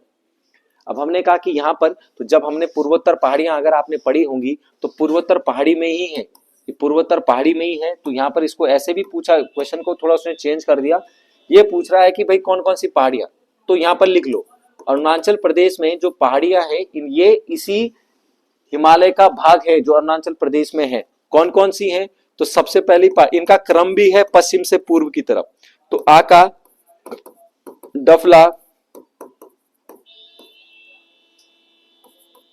दमम, डफला, मिरी, अबोर, मिसमी, पटकाई भूम, मिसमी और पटकाई भूम, इनका क्रम है वेस्ट से ईस्ट की तरफ। तो अरुणाचल प्रदेश में ही है ये सारे, आका, डफला, मिरी, अबोर, मिसमी, पटकाई भूम, ठीक है। तो ये सारी पहाड़ियां जो है अरुणाचल प्रदेश में ही स्थित है बेटा, ये सारी की सारी, ठीक है। तो इसीलिए इनको इस हिमालय को जो है यहाँ पर इस मिरी के नाम से भी जानते हैं, क्योंकि मिरी है वहां पर, ठीक है। ये भी आएंगी तो ये भी हो जाती है। फिर जैसे मिजोरम में कौन सी हो जाती है, मिजो की पहाड़ियां, नागालैंड में कौन सी हो जाती है, नागा की पहाड़ियां, ठीक है। तो इस तरीके से वो पहाड़ियां यहाँ पर आ जाती है, और कोई था ही नहीं ऑप्शन में अरुणाचल प्रदेश में। तो ये पहाड़ियां भी स्थित है जो कहां पर है, जैसे अरुणाचल में आ गई, नागालैंड में नागा की पहाड़ियां, मिजोरम में मिजो की पहाड़ियां, ठीक है। मणिपुर में कौन सी पहाड़ियां, लेमातोल की पहाड़ियां, ठीक है। हमारे पास मेघालय में आ जाएंगी तो गारो, खासी, जयंतिया की पहाड़ियां। असम में आ जाएंगे हम तो कौन सी, हमारे पास इसमें कौन सी आ जाती है, मिकिर की पहाड़ियां असम में आ जाती हैं, ठीक है। तो इस तरीके से इनकी पहाड़ियों के भाग है। चलो 13, पुलिकट झील किस झील का उदाहरण है, कौन सा होगा, लेगून झील, ऑप्शन बी आंसर हो जाएगा। 13 का आंसर हो जाएगा बी, लेगून झील है। लेगून झीलें किसे कहते हैं बेटा, पुलिकट झील जो है लेगून झील है। अच्छा, थोड़ा सा समय का है यार, और तो कुछ नहीं है। ठीक है, समझाने में तो तुम प्रैक्टिस सेट में, 2 प्रैक्टिस सेट में तुम्हें हवा बना दूंगा, लेकिन समस्या है समय की। समय, अरे मैं, वो तो चलो फिर आज आज तो नहीं दे पाऊंगा, अभी मेरी लाइव है पता 7 बजे। तो अगले उससे तो कुछ ऐसा टाइमिंग रखेंगे कि भाई मैं उस जिस दिन सॉल्यूशन होगा उस दिन मतलब मैं एक्स्ट्रा क्लास कहीं की या लाइव क्लास नहीं रखूंगा, तो थोड़ा सा तब 7 का आधे घंटे और देख लेंगे ऊपर, है ना। कोई बात नहीं, इतना कर दूंगा, आज नहीं कर पाऊंगा बस, क्योंकि वो पहले से शेड्यूल फिक्स है ना। चलो, तो क्या है क्वेश्चन, क्या था? लेगून झीलें। लेगून झीलें कैसे कहते हैं बेटा? भारत में झीलों के प्रकार हैं। कैसे कैसे प्रकार हैं? तो झीलें जो है पवनों के आधार पर बनती हैं, हिमानी के आधार पर बनती हैं, भारत में ज्वालामुखी के आधार पर बनती हैं, भारत में नदियों के आधार पर बनती हैं। ठीक हो गया। पवनों के आधार पर, जब पवने मरुस्थलीय इलाकों में इकट्ठा करती, जिनको प्लाया बोला हमने राजस्थान में। ठीक है। हिमानी मतलब ग्लेशियर, उत्तराखंड की जितनी भी झीलें हैं वो किस प्रकार की हैं? ग्लेशियर प्रकार की हैं। ज्वालामुखी की एक ही झील है, क्रेटर झील जिनको हम बोलते हैं, कहां पर है? महाराष्ट्र की लोनार झील, एक ही झील है। फिर आती हैं नदियों के आधार। अब एक होता है लेगून झीलें। लेगून झीलें किसे कहते हैं? हमने ये कहा कि लेगून झीलों में ये समुद्र है। ठीक है, ये समुद्र है, मानो समुद्र के साथ लहरें आती हैं। ठीक है, ये लहरें यहां बढ़ती गई बढ़ती गई बढ़ती गई, ये मानो यहां से तट शुरू हो रहा है, ये स्थलीय भाग है, ये जलीय भाग है। लहरें आई, वापस चली गई, आई वापस गई, आई वापस गई। कालांतर में क्या होता है बेटा? नदियों की एक आकृति बनाती है, उसको कहते हैं प्राकृतिक तटबंध। धीरे धीरे क्या होगा, मैं तुम्हें बहुत आसान भाषा में समझा रहा हूं। होगा क्या? नदी जब पानी लाएगी तो मिट्टी भी लाएगी, अवसाद भी लाएगी, खाली पानी तो लाएगी नहीं। तो प्रायिकता क्या होगी कि यहां से ये मिट्टी इधर गई, आधी मिट्टी इधर आई, आधी उधर गई, आधी इधर आई। एक समय ऐसा आएगा कि ये जो बीच वाला क्षेत्र है ना, इस बीच वाले क्षेत्र में बेटा प्राकृतिक तटबंध ऐसा बन जाएगा, यानी उस रेत मिट्टी की ऐसा ढेर बन जाएगा कि कालांतर में ये वाला जो क्षेत्र, ये पानी जो है समुद्र का, यहां से टकराकर वापस आ जाएगा।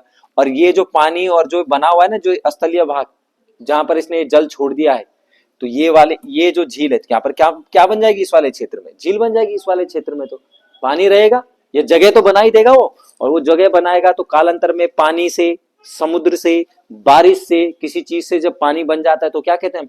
झील। तो इस प्रकार की जो झीलें बनती हैं बेटा, वो कहां बनती हैं? लेगून झीलें कहलाती। और नेगुल झीलें हमेशा लॉजिक, दिमाग, ज्योग्राफी तो टेक्निकल है। लेगून झीलें बनाएंगी पानी, तो कभी क्या हिमालय में लेगून झीलें बन सकती हैं? मध्य भारत में बन सकती हैं? कहीं नहीं बनेगी, हमेशा कहां बनेगी? कोस्टल एरिया में। तो वही है लेगून झीलें। इसलिए लेगून झीलें हमारे पास यही है। पुलिकट झील आंध्र प्रदेश में, ठीक है, हमारे पास। ठीक है, तो भाई ये लेगून पुलिकट झील यही मिलेगी। इसके बाद अगर हम आए तो इन्हीं पुलिकट झीलों को, इन्हीं लेगून झीलों को बेटा केरल में, ये प्रश्न भी बना हुआ है पीसीएस में, ध्यान रखना, इन्हीं लेगून झीलों को केवल और केवल केरल में कयाल नाम से भी जाना जाता है। किस नाम से? कयाल। और जब कयाल नाम से जाएंगे तो और लेगून झीलें कौन कौन सी हैं? तो केरल की जितनी भी झीलें हैं ना, सब किस प्रकार की झीलें हैं? लेगून। कौन कौन सी है केरल में? वेम्बनाथ झील, अष्टमुडी झील, ये सब किसके उदाहरण हैं? लेगून झीलों के उदाहरण हैं। और लेकिन केरल में इनको लेगून झील नहीं कहते हैं, केरल में इनको क्या कहते हैं? कयाल। ठीक हो गया, बस इतना ध्यान रखना, केरल में इनका नाम क्या है? कयाल, और बाकी जगह क्या है? लेगून। साफ और सीधी बात। ठीक है, तो ये लेगून झील के उदाहरण होते हैं। ठीक हो गया। और क्या झीलें हैं इसमें? हिमनद झील मैंने बता दिया, हिमालय जिसका रहता है। ठीक है, और क्या? क्रेटर झील, ज्वालामुखी के बराबर। क्रेटर किसको बोलते हैं? क्रेटर किसे बोलते हैं? ये ज्वालामुखी था, ज्वालामुखी का जो मुंह होता है ना बेटा, ये मुंह, ये कालांतर में इतना बड़ा हो जाता है, और जब बड़ा होगा तो ऊपर से क्या गिरता है? पानी गिरता है, बारिश गिरती है, और बारिश गिरने से यहाँ पर एक झील का निर्माण हो जाता है, जिसको क्या कहते हैं? क्रेटर झील। लेकिन इसका एक उदाहरण भारत में ज्वालामुखी से नहीं हो रखा है, वो किसे? उल्का पिंड गिरने से क्या बना? पिंड बना, छेद हो गया, पानी भरा, और उससे क्या हो गया? उससे क्या बना? झील बनी। तो कौन सी झील? क्रेटर। दो तरीके से टाइप से हो सकती है। ठीक है, चलो अगला पुलिकट हो गया। चलो क्वेश्चन नंबर 14, उत्तरी अक्षांश पर स्थित सतीश धवन अंतरिक्ष केंद्र कहां स्थित है? श्रीहरिकोटा में। ऑप्शन डी हो जाएगा श्रीहरिकोटा, आंध्र प्रदेश और उसके बॉर्डर पर है ये, तेलंगाना की। ठीक है, श्रीहरिकोटा जो ये मतलब द्वीप है, और यहीं पर भारत का एकमात्र प्रत्यक्ष ताप कौन सा, सतीश धवन स्थित है बेटा यहीं पर, ठीक है। और ध्यान रखना ये श्रीहरिकोटा जो है यानी इसी के बीच में कौन सी है, ये पुलिकट झील को बंगाल की खाड़ी से अलग करता है। ये इस तरफ पुलिकट झील है और इस तरफ कौन सा है, बंगाल की खाड़ी, ठीक हो गया। फिर जैसे ट्रॉम्बे है, ट्रॉम्बे में क्या था बताओ जरा, खुद भी याद करो, बोलो कोई बात नहीं, गलत है कोई दिक्कत नहीं है। हाँ, बाबा जो भाभा परमाणु अनुसंधान केंद्र है, ठीक है, वो कहां पर है, ट्रॉम्बे मुंबई महाराष्ट्र में है, ठीक हो गया। चेन्नई में क्या है बताओ, चेन्नई में क्या है बेंगलोर में है, वहां नहीं है, ठीक है। चेन्नई, चेन्नई में क्या है, इंदिरा गांधी अनुसंधान जो परमाणु, इंदिरा गांधी परमाणु अनुसंधान केंद्र है चेन्नई में, इंदिरा गांधी परमाणु अनुसंधान केंद्र है बेटा चेन्नई में, 1971 में इसकी स्थापना हुई थी, ठीक है। इंदिरा गांधी परमाणु अनुसंधान केंद्र ये है चेन्नई में, ठीक है, जो फेमस है परमाणु से संबंधित। नहीं, हाँ वो अलग है, वो कलपक्कम वाला जो है वो परमाणु, ये केंद्र है बेटा, अनुसंधान केंद्र है ये, जो कलपक्कम तमिलनाडु में है वो परमाणु ऊर्जा के लिए है, वो लगा रखा है उन्होंने, ठीक है, जहां से हम परमाणु ऊर्जा जो है उसको उत्पन्न करते हैं कलपक्कम में, सबसे छोटा वही है कलपक्कम हमारे पास, ठीक है। चलो 15 का आंसर क्या हो जाएगा, कौन सा है, विश्व में सबसे ऊंचा ग्रेविटेशनल बांध कौन सा हो जाएगा, भाखड़ा नागल, ऑप्शन डी हो जाएगा। भाखड़ा नागल बांध कौन सी नदी पर है बेटा, ये सतलज नदी पर है, हिमाचल प्रदेश और पंजाब की बॉर्डर पर इसको बनाया गया। मैटूर बांध किस पर है, कावेरी नदी। हीराकुंड बांध अभी बता दिया कौन सी नदी पर, महानदी पर, उड़ीसा, ठीक है। बेसिक बेसिक चीजें पेपर में लिखते रहो और वैसे वैसे लिखनी है, तुम्हारी इच्छा है जैसे भी करो, जैसे तुम्हें अच्छा लग रहा है, ठीक है। चलो 16 का आंसर हो जाएगा बी, बी फॉर बॉल। कौन सा कथन सही नहीं है, तो बी हो जाए, भारत में कोयला उत्पादन में दुनिया में भारत का कौन सा स्थान है, दूसरा स्थान है, तीसरा नहीं है, दूसरा स्थान है कोयला, और पहला स्थान कौन है कोयला उत्पादन में, चीन का, ठीक है। कोयला उत्पादन में चीन का प्रथम स्थान है विश्व में, भारत का दूसरा स्थान है, ठीक है, ध्यान रखना। अगर हाँ इस्पात उनके अयस्क होते हैं ना वो, कौन सा वाला क्वेश्चन पूछ रहे थे, ऑप्शन में है कहीं, नहीं नहीं वो अलग है, वो अयस्कों में होगा, अयस्क अलग अलग, हाँ स्टील वाले हमारे पास नहीं, हिंडाल्को वगैरह, नालको, हिंडाल, हाँ हाँ पर नहीं है, नौवां नहीं होगा भारत, एक बार चेक कर लेंगे इसको, पर वैसे मैंने किया तो है, पर क्योंकि ये बदलते रहते हैं ना, समस्या ये है कि ये चेंज होते रहते हैं। फिलहाल तो अभी दूसरा स्थान है भारत का इसमें, ठीक है। अगर भंडारण आएगा तो भंडारण में भारत का कौन सा स्थान है, 5वें नंबर का, भंडारण मतलब रिजर्व कितना है हमारे पास, तो 5वां नंबर का है। कोयला सबसे ज्यादा हमारे पास कौन सी क्रम की चट्टानों में, तो गोंडवाना क्रम की चट्टानों में मिलता है।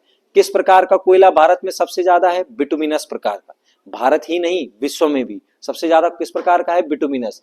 सबसे अच्छा कोयला कौन सा होता है, एंथ्रेसाइट, ठीक हो गया, तो ये ध्यान रखना, ठीक है अच्छा कोयला सबसे ज्यादा कहाँ है भारत, कौन सी नदी के बाद, तो दामोदर नदी जो घाटी है सबसे ज्यादा कोयला उत्पादन वही करती है, ठीक है, वहीं से ही सबसे ज्यादा। अच्छा चलो अगला, भारत में वन्य जीव संरक्षण अधिनियम किस वर्ष लागू हुआ, वन्य जीव 1972, ऑप्शन ए आंसर हो जाएगा 1972, ठीक है। फिर जैसे पर्यावरण से संबंधित बताओ जरा, वन अधिनियम कब का है, फॉरेस्ट 1980 का, ठीक है, इसमें जो सेकंड ऑप्शन है, तो वन संरक्षण अधिनियम 1980 है, लिख रहे हो तो लिखो, ठीक है, जो लोग लिखने हैं तो लिख लो जरा फटाफट लिखो, लेकिन वन अधिनियम, वन संरक्षण अधिनियम है बेटा 1980 का हमारे पास। और कौन सा ऑप्शन में क्या था हमारे, वन्य जीव था ना, तो वन्य जीव 1972 हो जाएगा, वन अधिनियम 1980 का हो जाएगा हमारे पास। अगर हम लिखेंगे पर्यावरण संरक्षण अधिनियम, हमारे पास पर्यावरण संरक्षण जो एक्ट हो जाएगा 1986 का हो जाएगा।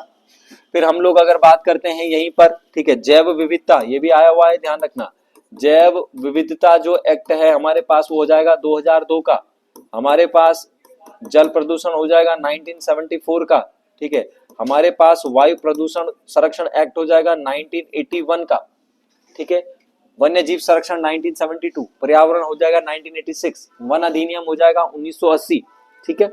चलो तो जल हो जाएगा 1974 और वायु हो जाएगा 1981 का, ठीक है। ये पर्यावरण से संरक्षण से संबंधित एक्ट हैं। ठीक है। एक एक्ट और पूछा हुआ था इसने एक बार, आईटी एक्ट, इंफॉर्मेशन टेक्नोलॉजी जो एक्ट है वो 2000 का है, हालांकि पर्यावरण से संबंधित नहीं है, पर लिख लो, एक बार पूछा गया है, ठीक है। चलो एक और पूछा था इसने लिख लो एक क्वेश्चन, जो जो मुझे याद आ रहे हैं वो मैं बता रहा हूँ कौन कौन से पूछे गए। भारतीय ध्वज संहिता, ये भी 2002 की है बेटा, भारतीय ध्वज संहिता, ठीक है, ये भी पूछा गया है पेपर में, तो ये भी ध्यान रखना, भारतीय ध्वज संहिता, ठीक है।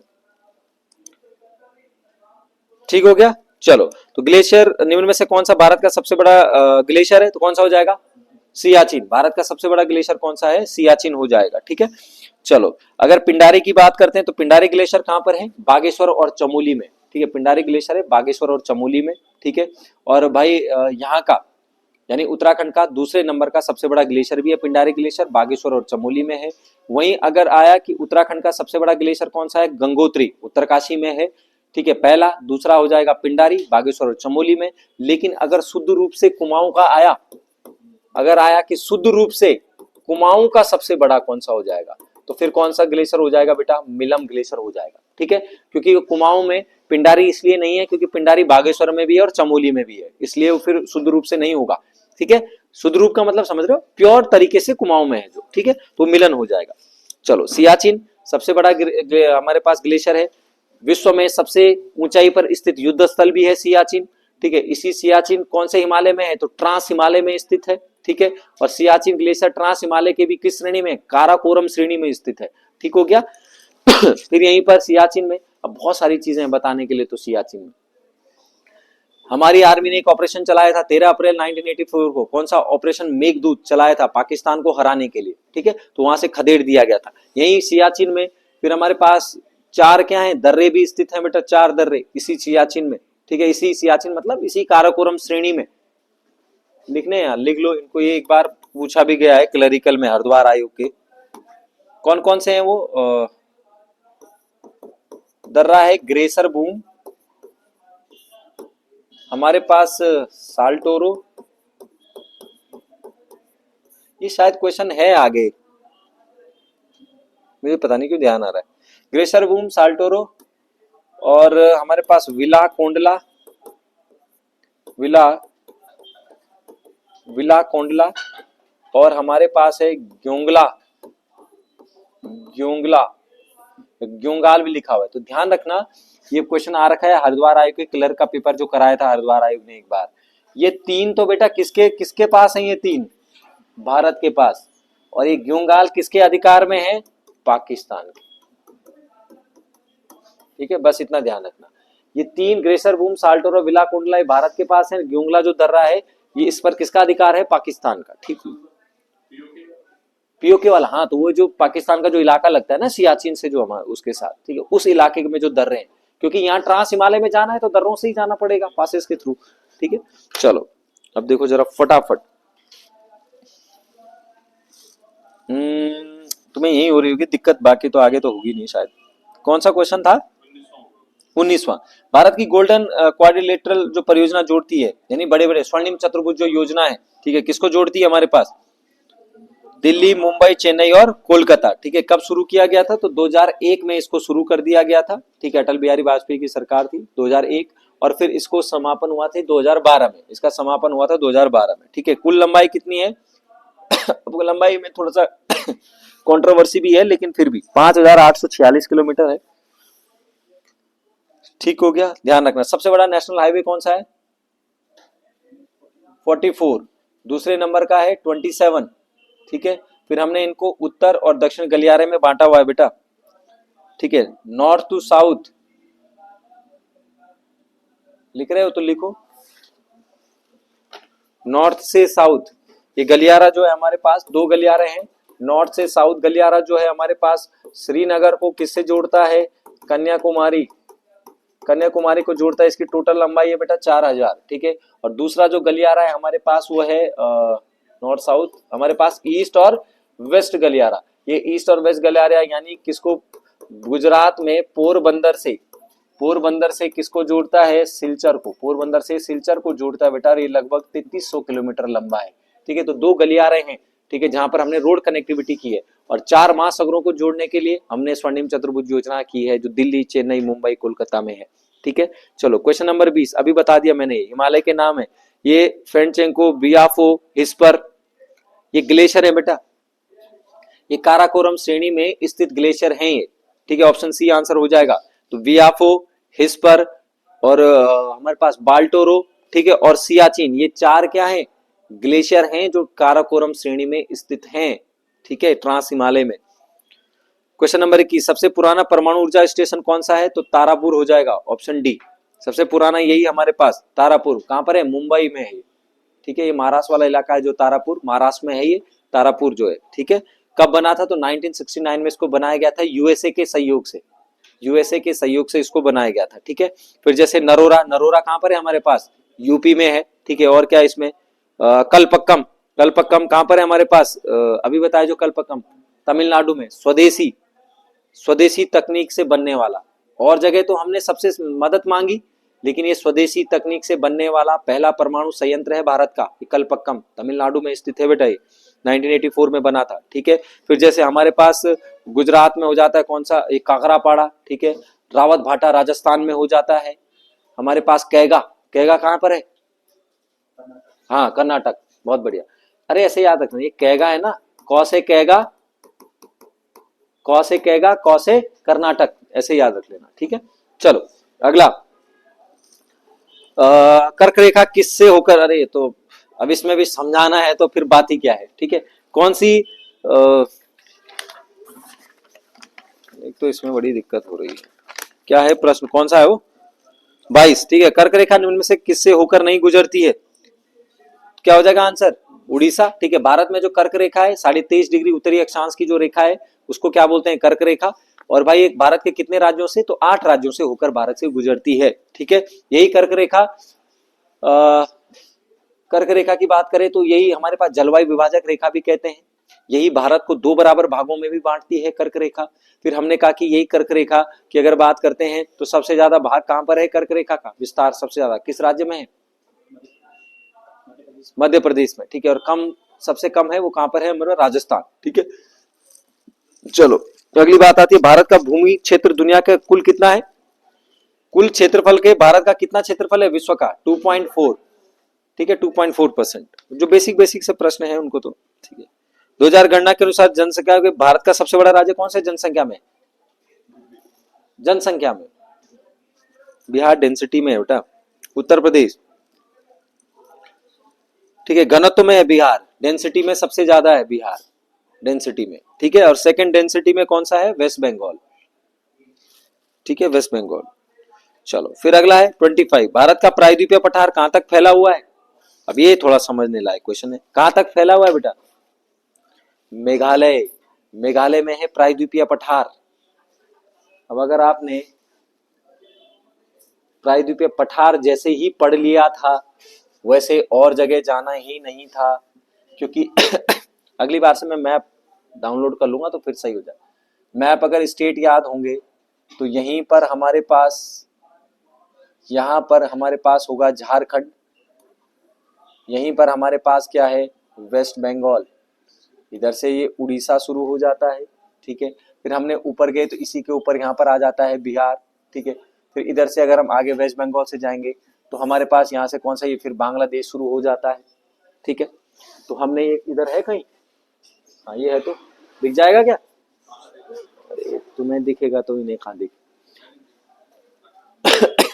तो हमने कहा कि भाई ये वाला जो इलाका है, तो जो पठारी प्रायद्वीपीय पठार है ना जो, तो ये पूरा प्रायद्वीपीय भारत है। ठीक है, प्रायद्वीपीय पठार का मतलब हमने कहा था ये जो झारखंड और जो वेस्ट बंगाल है ये कौन सा पठार है बेटा, कौन सा है, छोटा नागपुर का। तो हमने जो मेघालय और शिलोंग का पठार अगर पढ़ा होगा तो हमने वहां पर पढ़ा है कि ये मेघालय और शिलोंग का पठार जो है छोटा नागपुर के पठार का ही भाग है, जो पश्चिम बंगाल में मालदा गैप से क्या हुआ है, अलग हो रखा है, और ये इसी का ही भाग है। और छोटा नागपुर किसका है, प्रायद्वीपीय पठार, हम वही पढ़ते हैं प्रायद्वीपीय भारत में ही पढ़ते हैं पठारों को। तो जब ये छोटा नागपुर इसका भाग है तो ऑब्वियस सी बात है, ये जब भ्रंश कगार हुआ ना, अरब सागर नीचे उठा और ये वेस्टर्न घाट ऊपर बना, तो जब इसने धक्का मारा तो ये यहाँ से टूट कर मेघालय में पहुंच गया और बीच में कौन सा खाई बन गई जिसको मालदा गैप कहते हैं। तो मेघालय का पठार इसी का ही हिस्सा होता है, बस इस बात को ध्यान रखना, ठीक है। तो सीधा आ गया था। अगर आपने थोड़ा सा एक कॉन्सेप्ट लगा, देखो असम घाटी असम नहीं है उसमें, ठीक है। हिमाचल हिमालय हिमाचल, तो हिमालय हिमाचल प्रायद्वीप का तो कोई मतलब ही नहीं, दूर दूर तक कोई मतलब नहीं, ठीक है। फिर क्या है, मिजो की पहाड़ियां, मिजो मतलब मिजोरम, मिजोरम प्रायद्वीप में नहीं है। मिजोरम हमने कहा कि अभी बताया यहां से टकरा के आएगा शिवालिक, इधर इसी का भाग है उसी हिमालय का, मिजोरम, ठीक है। मिजो की पहाड़ियां ये सब, अरुणाचल प्रदेश अभी पड़ा, ठीक है। तो वो सब है। तो थोड़ा सा भाई अगर कॉन्सेप्ट पढ़े हैं ज्योग्राफी में तो खासकर कॉन्सेप्ट से बस सबसे पहला काम, अगर प्रश्न का डायरेक्ट उत्तर आता है तो तब तो आगे जाने की जरूरत ही नहीं है। लेकिन अगर नहीं आता है डायरेक्ट उत्तर तो 4 ऑप्शन पढ़ने हैं, लगता है दिमाग लगाना है, लगता है कि यार ये तो इसके आसपास भी नहीं है, तो काटते हुए सीधे पेपर में काट कर दो, पेपर हमारा ही तो है, काट दो। फिर थोड़ा सा दिमाग लगा के फिर थोड़ा सा 50-50 वाला लाइफ लाइन लेनी है बस, वो कौन बनेगा करोड़पति वाली, ठीक है। हाँ, तभी हो पाएगा कुछ। चलो, कान्हा पार कहां पर है? ये कान्हा मध्य प्रदेश में बेटा, ये बाघ के लिए बुलाए थे ना अभी, बाघ वो चीता वो जो लेकर आए थे, इन्हीं की प्रजाति तो होती है वो। किसके कोयला का सबसे ज्यादा भंडार कहां पर है? झारखंड, अभी बताया झारखंड। इसी के आगे लिखो झरिया, कौन कौन सी खाने हैं कोयले की? तो झारखंड में होती है झरिया, झ से झारखंड, झ से झरिया, ठीक है। तो कोयले की खदानें झारखंड में झरिया हो जाएगी। फिर जैसे उड़ीसा में अभी बताया कौन सा, तलचर, अभी पढ़ा ना ऊपर, भारी संयंत्र और कोयले के लिए भी। फिर हमारे पास अगला ऑप्शन कौन सा हो जाएगा? पश्चिम बंगाल। पश्चिम बंगाल में है बेटा रानीगंज। पश्चिम बंगाल में रानी से याद रखना, तुम्हारी दीदी ममता दीदी, ठीक है। तो रानी तो है बंगाल की, ठीक है। तो रानीगंज, ठीक है। फिर लिखना है एक सिंगरौली, सिंगरेनी नहीं, हाँ सिंगरौली,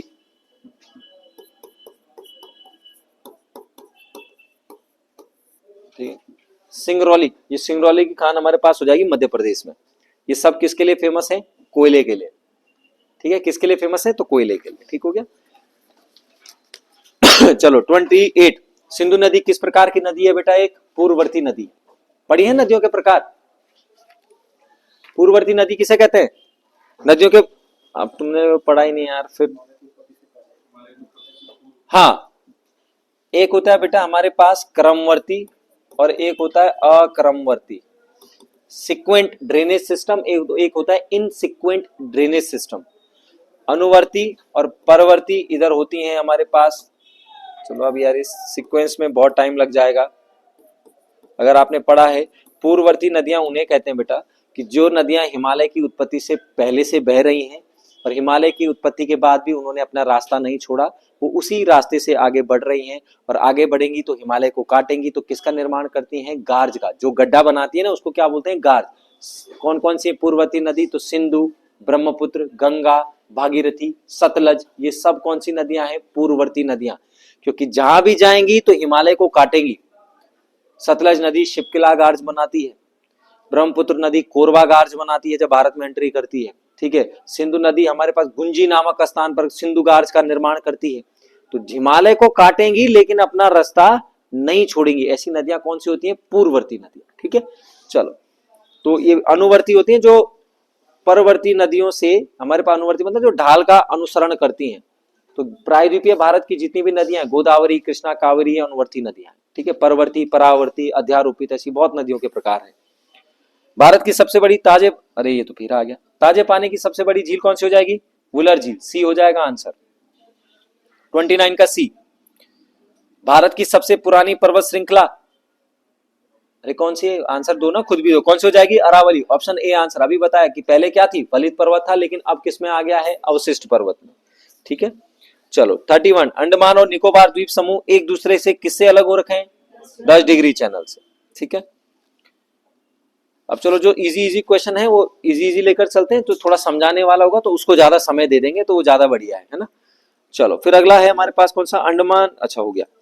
कोयना, कोरबा मुख्य रूप से किसके लिए जाने जाते हैं? तो कोरबा जो है ये वैसे कोयला के लिए भी जाने जाते हैं, लेकिन कोयला से हमारे पास और किस चीज के लिए? थर्मल पावर प्लांट के लिए, तापीय ऊर्जा। और भारत में सबसे ज्यादा किस प्रकार की ऊर्जा बनाते हैं हम? तापीय ऊर्जा। लेकिन अब हम धीरे धीरे उसको क्या कर रहे हैं, ट्रांसफॉर्म कर रहे हैं बेटा। तभी तो हम इन ऊर्जाओं से किसमें कन्वर्ट हो रहे हैं, दो प्रकार की ऊर्जाएं है ना, नवीकरणीय और अनवीकरणीय, परंपरागत और गैर परंपरागत। हम किसमें जा रहे हैं, नवीकरणीय ऊर्जा में। सौर ऊर्जा कैसी है, सौर ऊर्जा, पवन ऊर्जा, ठीक है, ज्वारीय ऊर्जा, ठीक है, ये सब कैसी है, नवी, जिनको हम क्या कर सकते हैं, दोबारा जो चल रही है हम इनको क्या कर सकते हैं, बनाते रहेंगे जब तक पृथ्वी सौर मंडल है, चलती रहेंगी। ठीक है। सीढ़ीदारी खेती किसमें होती है, सीढ़ीदार, सीढ़ीदारी, जिसको सीढ़ीदार को किस खेती का नाम देते हैं, इसको कंटूर खेती भी कहते हैं बेटा। ठीक है, कंटूर खेती। अच्छा, कृषि से एक प्रश्न बहुत बार पेपर में आया हुआ है उधर ही, इसको ध्यान रखना। एक होती है मिश्रित कृषि, किसे कहते हैं, मिश्रित कृषि। मिश्रित कृषि, जब हम लोग कृषि के साथ क्या करते हैं बेटा, पशुपालन। ये प्रश्न बना हुआ है पेपर में, ध्यान रखना। मिश्रित कृषि किसे कहते हैं, तो मिश्रित कृषि जो है, जब हम कृषि के साथ क्या करते हैं, पशुपालन। जैसे हमारे गांव में होती है ना, तो हमारे गांव की कृषि कैसे होगी हमारे पास, मिश्रित कृषि। ठीक है। चलो अगला क्या है, चलो बाकी देखते हैं फटाफट। सीढ़ीदार होगी। शुष्क खेती बड़े पैमाने पर कहां पर की जाती है, शुष्क खेती कहां होगी, बताओ जरा। हाँ, क्यों होगी दक्कन के पठार में, बताओ जरा, लॉजिक लगाने हैं। देखो, गंगा के मैदान में कभी शुष्क कृषि हो सकती है, गंगा का मैदान भाई सबसे बड़ा मैदान है हमारा, उत्तर भारत का विशाल मैदान है। गंगा के 3 मैदान है, बड़ा, मध्य और निम्न मैदान। नहीं होगी कभी भी नहीं।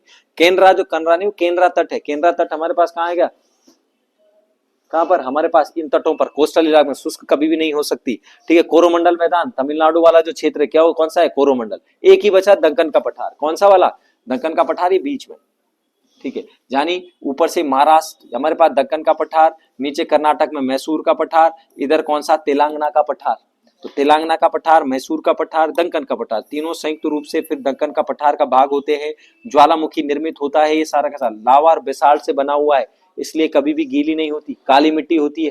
और काली मिट्टी की प्रॉपर्टी क्या है, सबसे ज्यादा जल अवशोषित करती है, क्षमता होती है इसमें जल धारण करने की। और इसको स्व जुताई वाली मिट्टी भी कहते हैं। क्यों, खेती करने की आवश्यकता नहीं होती, पानी पड़ेगा एकदम पिघल जाएगी चॉकलेट की तरह, और ठंडा होगा तो एकदम बोलते ना गाँव में पटेला बन जाएगा सीधा। ठीक है। और जब गर्मी होती है तो क्या होती है, उसमें दरारें पड़ जाती हैं। गांव में देखा तुमने, जो सूखी होते फिर दरारें ऐसी पड़ती हैं। ज्यादातर जब धान की खेती करते हैं हम लोग गाँव में, तो जब वो काट के बाद में सूख जाता तो नहीं पड़ती, उसमें बीच में ऐसे दरारें, तो इसी टाइप का हो जाता है वो कुछ। ठीक है। किसका, 33 का तो ए है ना, सीढ़ीदारी पहाड़ी ढालों पर की जाती है ना, उसी को तो कंटूर कृषि भी बोलते हैं, उसको कंटर खेती, आड़ी तिरछी, हमारे यहाँ आड़ी तिरछी करते हैं। हाँ, तो ऐसी। ठीक है। सीढ़ीदार, हमारे यहाँ खेत कैसे होते हैं, थोड़ा सा बस याद, मैंने कहा ना पढ़ा हुआ सब कुछ है, तुम लोगों ने सब याद है, बस सही जगह पे सही फॉर्मूले का इस्तेमाल करना सीखना है, बस अब आगे, बस और कुछ नहीं है। ठीक है।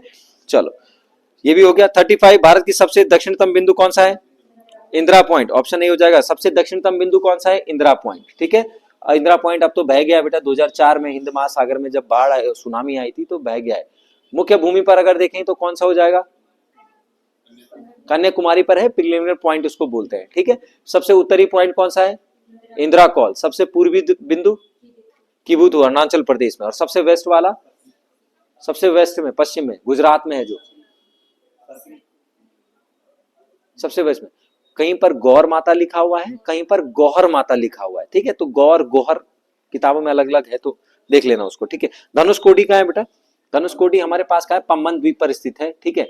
पम्बन द्वीप पर जो एडम का ब्रिज है उसके आगे जो एक रोड है धनुषकोडी। ठीक है। श्रीलंका के लिए जो ब्रिज बना हुआ है तो वहां पर धनुषकोडी है। जो ये राम सेतु है ना, राम सेतु, ठीक है, तो वहीं पर ये धनुषकोडी तक ही जाते हैं और फिर वहां से पैदल, वहां से हो जाता है राम सेतु, यहीं पर ही है, पम्बन द्वीप पर। सिंधु घाटी सभ्यता की किस जगह को मृतकों का टीला कहते हैं, तो मोहनजोदाड़ो को। ठीक है, नाम ही उसका है मोहनजोदड़ो। ठीक है, मृतकों का टीला। ठीक है। अच्छा, फिर हमने कहा कि जैसे कालीबंगन है, कालीबंगन कौन सी नदी के किनारे है, सरस्वती नदी के किनारे है, राजस्थान में। हड़प, कालीबंगन सॉरी घगर नदी पर। ठीक है, तो राजस्थान में हो जाएगा। ठीक है। हमारे पास लोथल है, लोथल हमारे पास गुजरात में उस समय का सबसे एक क्या था, बंदरगाह भी था, लोथल बंदरगाह, भोगवा नदी के किनारे हो जाएगा। और क्या है हमारे पास, हड़प्पा। ठीक है, रावी, सबसे पहला खोजा गया कौन सा था, हड़प्पा। कब हुई थी खोज हड़प्पा की, 1921 में। किसने, दयाराम साहनी और राखल दास बनर्जी दोनों थे। और अध्यक्ष कौन था इस समय इसका, जो सर्वेक्षण विभाग जो इसको करता है? नहीं नहीं, जॉन मार्शल। ठीक है, अध्यक्ष था जॉन मार्शल, जिसकी अध्यक्षता में खुदाई हुई थी। और जब इन्होंने खुदाई की तो राखल दास बनर्जी और दयाराम साहनी ने ढूंढा फिर, यहाँ ये मिल गए हैं कुछ खंडर हमें। ठीक है, पशुपति की मोहरें कहां से मिली है? मोहनजोदड़ो से ही मिली है। ऑप्शन बी आंसर हो जाएगा 37 का। ठीक है, गायत्री मंत्र का उल्लेख किस वेद में है? तो ऋग्वेद में है। ठीक है, ऋग्वेद के कौन से कितने मंडल हैं ऋग्वेद में? 10 मंडल हैं, 1028 सूक्त हैं। गायत्री मंत्र कौन से मंडल में है? तीसरे मंडल में है।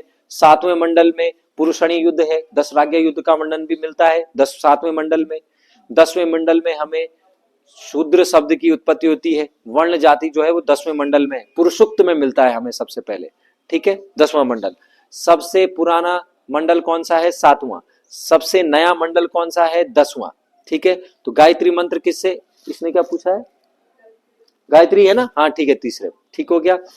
9वां मंडल सोम, सोम को समय यानी सोम रस की उत्पत्ति 9वें मंडल में, सोम देवता को ही क्या कर दिया? समर्पित इन्होंने कर दिया ऋग्वेद। ठीक है, फिर हमने कहा कि और क्या है? सामवेद। सामवेद में हमने कहा क्या है, किस चीज को मानते हैं सामवेद को? संगीत वगैरह का। किससे लिया गया हम लोग? सामवेद से। यानी जो हमारा जो कौन सा संगीत है हमारा, वो शब्द याद नहीं आते सही समय पर क्लासिकल जो क्या बोलते हैं, शास्त्रीय संगीत हमारा जो इंडियन क्लासिकल जो है वो इसी से है, सामवेद से ही है। ठीक है, फिर हमने कहा कौन सा? यजुर्वेद। गद्य और पद्य में लिखा जाने वाला एकमात्र वेद है। शुक्ल वेद हमारे पास और यजुर्वेद जो है इसके 2 हैं हमारे पास। ठीक है, तो गद्य और पद्य दोनों में लिखा जाता है यजुर्वेद। फिर हमने कहा अथर्ववेद। अथर्ववेद किस चीज के लिए है? तो आयुर्वेद के लिए है, चिकित्सा के लिए है, जादू टोना टोटका मंत्र जो भी है वो सब किस में होते हैं? अथर्ववेद में ही होते हैं। ठीक है, चलो फिर अगर हम कहते हैं, ठीक है, सत्यमेव जयते का नारा किस उपनिषद से लिया गया है? तो मुंडिको उपनिषद से। कठोपनिषद में क्या है? कठ नहीं कठो है। ठीक है, कठोपनिषद में क्या है? नचिकेता और यम। नचिकेता और यम का जो संवाद है वो कठोपनिषद से ही लिया गया है। नचिकेता और यम वाद, कठोपनिषद। ठीक है, उपनिषदों को फिर मैं काम करूंगा तो मैं बाद में मैं ढूंढूंगा आज। ठीक है, कहीं लिखे हैं मैंने वो अभिलेख और ये सब लिखे हुए हैं इनके उपनिषदों का, तो मैं तुम्हें नेक्स्ट क्लास में दे दूंगा फिर। ठीक है, उस चीज को तब तुम उसको चाहे फोटो खींच लेना यहीं पे और फिर जाके नोट कर लेना उसे। ठीक है, एंशिएंट हिस्ट्री से अगर प्रश्न बनेगा तो एक बात ध्यान रखना, एंशिएंट हिस्ट्री में जो फ्रिक्वेंटली है ना बेटा,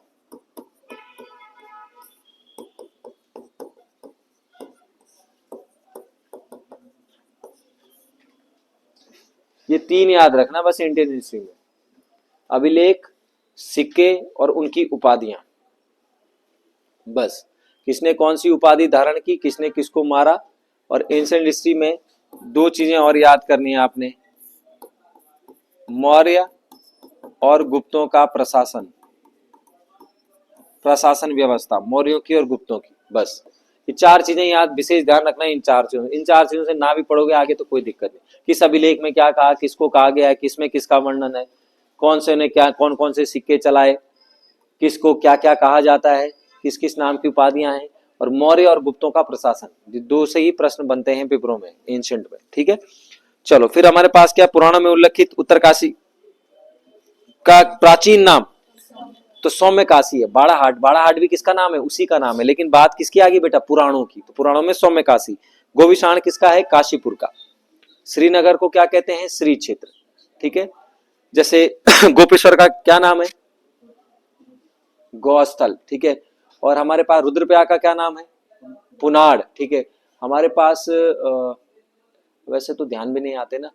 ठीक है, तो इनके जरा पुराने नाम भी याद रखना। जैन धर्म का पहला तीर्थकर कौन सा हो जाएगा? ऋषभदेव। सी आंसर हो जाएगा 41 का।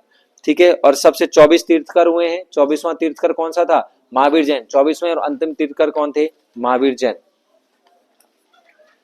42 का आंसर हो जाएगा बी, बैंगलोर। पाली भाषा। तो त्रिपिटक जो है मूल रूप से किस भाषा में लिखे हैं? पाली भाषा। 3 पिटक हैं बौद्ध धर्म के, कौन कौन से हैं 3 पिटक? वो पीटक, पीटक, शुद्ध पीटक, विनय पीटक और अभिधम्म पीटक। ठीक है, और इन्हीं 3 को मिलाकर क्या बनते हैं? त्रिपिटक। त्रि मतलब 3। ठीक हो गया, पाली भाषा में लिखे गए। और जैनों का जो साहित्य है वो कौन सी भाषा में है, प्राकृत भाषा में है जैनों का, ठीक हो जाता है। ठीक है, चलो किस मौर्य शासक ने अमित्रघात की उपाधि धारण की थी, तो बिंदुसार को कहते हैं भाई अमित्रघात, ठीक हो गया। वहीं अगर बात करें कुणिक नाम अगर कभी आया, कुणिक, कुणिक किसको कहते हैं, अजात शत्रु को, ठीक है, कुणिक कहते हैं अजात शत्रु को, ठीक हो गया। चलो फिर अशोक के नाम तो प्रियदर्शनी, उसके लेखों में जो है प्रियदर्शनी उसका नाम मिलता है, सबसे फेमस नाम अशोक का। चलो उत्तराखंड में अशोक का शिलालेख कहां पर है, कालसी में, ठीक है, ऑप्शन बी आंसर हो जाएगा कालसी। किसने किया था, तो जॉन फॉरेस्टर, ठीक है, हमारे पास कौन सा, जॉन फॉस्टर ने, जॉन फॉस्टर ने इसकी खोज की थी बेटा 1860 ईस्वी में, 1860 ईस्वी में, ठीक हो गया। चलो लिखते रहना भाई, जो लाइव में भी जो देख रहे हैं इनको लिखते रहना फिर, ठीक है। तो जॉन फॉस्टर ने 1860 में, अच्छा इसकी खोज सबसे पहले किसने की थी, पैंथलर का था, इसने जिसने प्रिंसेप ने तो पढ़ा था बेटा, पैंथलर ने इसकी खोज की थी और सबसे पहले इसको जो पढ़ने का काम किया था वो क्या था, जी प्रिंसेप ने इसको पढ़ने का काम किया था 1837 में, ठीक हो गया। चलो अर्थशास्त्र के लेखक कौन है, हमारे पास 45 का आंसर हो जाएगा ए। अर्थशास्त्र का लेखक कौन है, कौटिल्य। अर्थशास्त्र किस पर आधारित किताब है, हाँ इकोनॉमिक्स वाला नहीं है ये, ठीक है, किस पर आधारित, राजनीतिक, राजा का क्या काम होना चाहिए, राजनीतिक विचारों की एक पुस्तक है अर्थशास्त्र, ठीक है। मेगस्थनीज की पुस्तक का नाम क्या है, इंडिका, ठीक है। और ये दोनों के दोनों किसके समकालीन है, चंद्रगुप्त मौर्य के समकालीन है ये दोनों के दोनों, ठीक है। विशाखा दत्त की कौन सी पुस्तक है, मुद्रा राक्षस, मुद्रा राक्षस, ठीक हो गया। और कालिदास की तो बहुत सारी किताबें हैं बेटा। चलो 46 का आंसर हो जाएगा बी, बैंगलोर। प्रयाग प्रशस्ति किस शासक के बारे में है, तो समुद्रगुप्त के बारे में बेटा, हरिसेन ने लिखी थी, समुद्रगुप्त के बारे में लिखा गया है, ठीक है। फिर ध्यान रखना जैसे हमारे पास स्कंदगुप्त है, स्कंदगुप्त का कौन सा भीतरी स्तंभ लेख है, वो अभिलेख में तुम्हें एक साथ लिखा दूंगा फिर बाद में, ठीक है। बाकी जो लाइव में है, ठीक है, उनको मैं पीडीएफ दे दूंगा बाद में, सर लोग जो है पीडीएफ आपको डाल देंगे ग्रुप में, तो उनको नोट आप कर लेना, ठीक है। जैसे भीतरी स्तंभ लेख स्कंदगुप्त का है, जिससे हमें किसकी जानकारी मिलती है, उनों के आक्रमण की जानकारी मिलती है। और क्या है इसमें, कुमार गुप्त का एरण अभिलेख, ठीक है, हमारे पास सती प्रथा का प्रमाण मिलता है। हमारे पास जैसे मंदसौर अभिलेख है, यशोवर्मन का रेशम की जानकारी सबसे पहले मिलती है। हमारे पास शाहगोरा अभिलेख है, अकाल की जानकारी मिलती है। हाथी गुफा अभिलेख है खारवेल का, ठीक है, जिसमें भारतवर्ष की जानकारी भी मिलती है, उसके नाम की जानकारी मिलती है, ठीक है। तो ऐसे हमारे पास नासिक अभिलेख गौतमी बलश्री का है, सातवाहन वंश की जानकारी। नाना घाट अभिलेख है सातवाहन वंश का, भूमिदान। तो ऐसे बहुत सारे अभिलेख हैं जिन अभिलेखों में, और मैंने कहा है एंशिएंट में, याद रखना बस, ये अभिलेख वाला 100% एक क्वेश्चन आएगा, ध्यान रखना अगर एंशिएंट से पूछेगा तो फ्रीक्वेंटली, क्योंकि कंफ्यूजन भी है और बहुत ज्यादा है ये, ठीक है। चलो कौन सा क्वेश्चन था, विक्रमशिला विश्वविद्यालय की स्थापना किसने की थी बेटा, धर्मपाल ने, ठीक है, ऑप्शन ए आंसर हो जाएगा धर्मपाल। वहीं गोपाल की अगर बात करते हैं तो गोपाल जो है इस पाल वंश का क्या था, संस्थापक था गोपाल, और इसने क्या किया था, उदंतीपुर एक विश्वविद्यालय इसने भी बनाया था भाई, उदंतपुर, या कहीं पर कुछ किताबों में उदंतीपुर भी लिखा हुआ है, ठीक है। तो उदंतीपुर विश्वविद्यालय की स्थापना की थी इसने, मतलब अपने क्षेत्र में, किसने, गोपाल ने। और विक्रमशिला विश्वविद्यालय की स्थापना की थी बेटा किसने, धर्मपाल ने, ठीक हो गया। ठीक है, देवपाल ने, देवपाल था जो बी ऑप्शन है देवपाल, इसने उदंतीपुर में एक मठ बनाया था, जिसको हम किस नाम से जानते हैं, उदंतीपुर के मठ के नाम से हम जिसको जानते हैं। तो विक्रमशिला अगर विक्रमशिला अगर आ गया तो कौन आएगा, धर्मपाल। उदंतीपुर विश्वविद्यालय आएगा तो गोपाल, गोपाल पाल वंश का संस्थापक था। और ध्यान रखना धर्मपाल ने पाल वंश का प्रथम शासक था जिसके समय त्रिगुट संगठन जो है शुरू हुआ था, त्रिदलीय संघर्ष, जिसको हम कन्नौज के लिए युद्ध के लिए जो त्रिदलीय संघर्ष आए थे, तो पालों से धर्मपाल के समय ही शुरू हुआ था वो, ठीक है, इसलिए वो फेमस है बेटा धर्मपाल, ठीक है। चलो यही धर्मपाल, उत्तराखंड की अगर हिस्ट्री पढ़ी होगी तो इसने स्त्री देश भी कहा है, धर्मपाल इसी के समय में स्त्री देश की संज्ञा भी दी है, ठीक है। चीजों को कनेक्ट करके पढ़ो बेटा, कनेक्ट करके, कहाँ उत्तराखंड में तो नहीं है, कहीं ना कुछ, और प्राचीन इतिहास तो उत्तराखंड से कहीं ना कहीं रिलेट है, लगभग 70-80%, ठीक है। चलो घटपाल हुआ करते थे ना उस समय, जो द्वार रक्षक, हिमगिरी के रक्षक घटपाल बोलते थे, तो तब उनके लिए इन्होंने इसका शब्द का प्रयोग किया था। चलो हर्षवर्धन के शासनकाल में कौन सा चीनी यात्री आया था, तो वैनसांग, ठीक है, कौन आया था, वैनसांग। कहाँ का यात्री था ये, चीनी यात्री, बौद्ध धर्म के लिए वह यहाँ पर आया था, और फिर जो है इसने शिक्षा दीक्षा यहाँ से ली थी। चलो मेगास्थनीज किसके समय आया था, मेगास्थनी चंद्रगुप्त मौर्य, इसी के दरबार में तो था। चलो 49 का आंसर हो जाएगा बी। एलोरा को कैलाश मंदिर का निर्माण किसने किया था? राष्ट्रकूटों ने। लेकिन अगर आया कि कांची के कैलाश मंदिर का निर्माण किसने किया था, अगर प्रश्न ये बने कि कांची का कैलाश मंदिर, सिंपल कैलाश मंदिर आएगा तो कोई दिक्कत नहीं है, तो कांची के कैलाश मंदिर का अगर आया, कांची का कैलाश शुद्धि भी लिखना, कैलाश मैंने ही गलत लिखा, इसमें ऐसी वाली सौ होती है, ठीक है। तो कांची का जो कैलाश मंदिर है वो किसने बनाया है हमारे पास? चालुक्यों ने, ठीक है। ऑप्शन डी में जो है काशी का जो कैलाश मंदिर है चालुक्यों ने, और केवल कैलाश मंदिर आएगा एलोरा में जो स्थित है, तो वो किसने बनाया था हमारे पास? राष्ट्रकूटों ने। ठीक हो गया। चालुक्यों ने नहीं यार, कांची का जो है ना चालुक्य नहीं है बेटा, वो बनाया था पल्लवों ने, ठीक है, उसको काट के लिख लो, पल्लवों ने, चालुक्य नहीं, पल्लवों ने बनाए थे वो, ठीक है। फिर इन्होंने रथ मंदिर, महाबलीपुरम के जो रथ मंदिर है ये भी यही है, पल्लव, इन्होंने बनाया, पल्लवों ने, ठीक है। राज राजेश्वर जो मंदिर है वो किसने बनाया था? चोलों ने, राज राजेश्वर मंदिर चोल, ठीक है। चलो क्वेश्चन नंबर 50, उत्तराखंड में कत्यूरी राजवंश का संस्थापक कौन था? बसंताना नहीं है वो, क्या है वो? बसंत देव, ठीक है, उसने इसकी स्थापना की थी, ठीक है। देखो निम्बर जो देव है, तो जागेश्वर मंदिर में जो विमानों का निर्माण किसने किया था? निम्बर देव ने, ठीक है। जो चीजें पता है उनको लिखने की आवश्यकता नहीं है, जो नहीं पता है वो लिखो। निम्बर देव ने किया था। फिर क्या ऑप्शन? ललित सूरदेव। कत्यूरी शासकों में सबसे ज्यादा जो ताम्रपत्र हैं वो इसी के हैं, किसके? ललित सूर के देव के, ठीक हो गया। और ये इष्टगण जो इष्टगण है वो, ठीक है, इष्टगण एक ऐसा था जिसने इसको पूरे उत्तराखंड को एक सूत्र में बांधने का प्रयास किया था, तो इष्टगण देव जो है वही।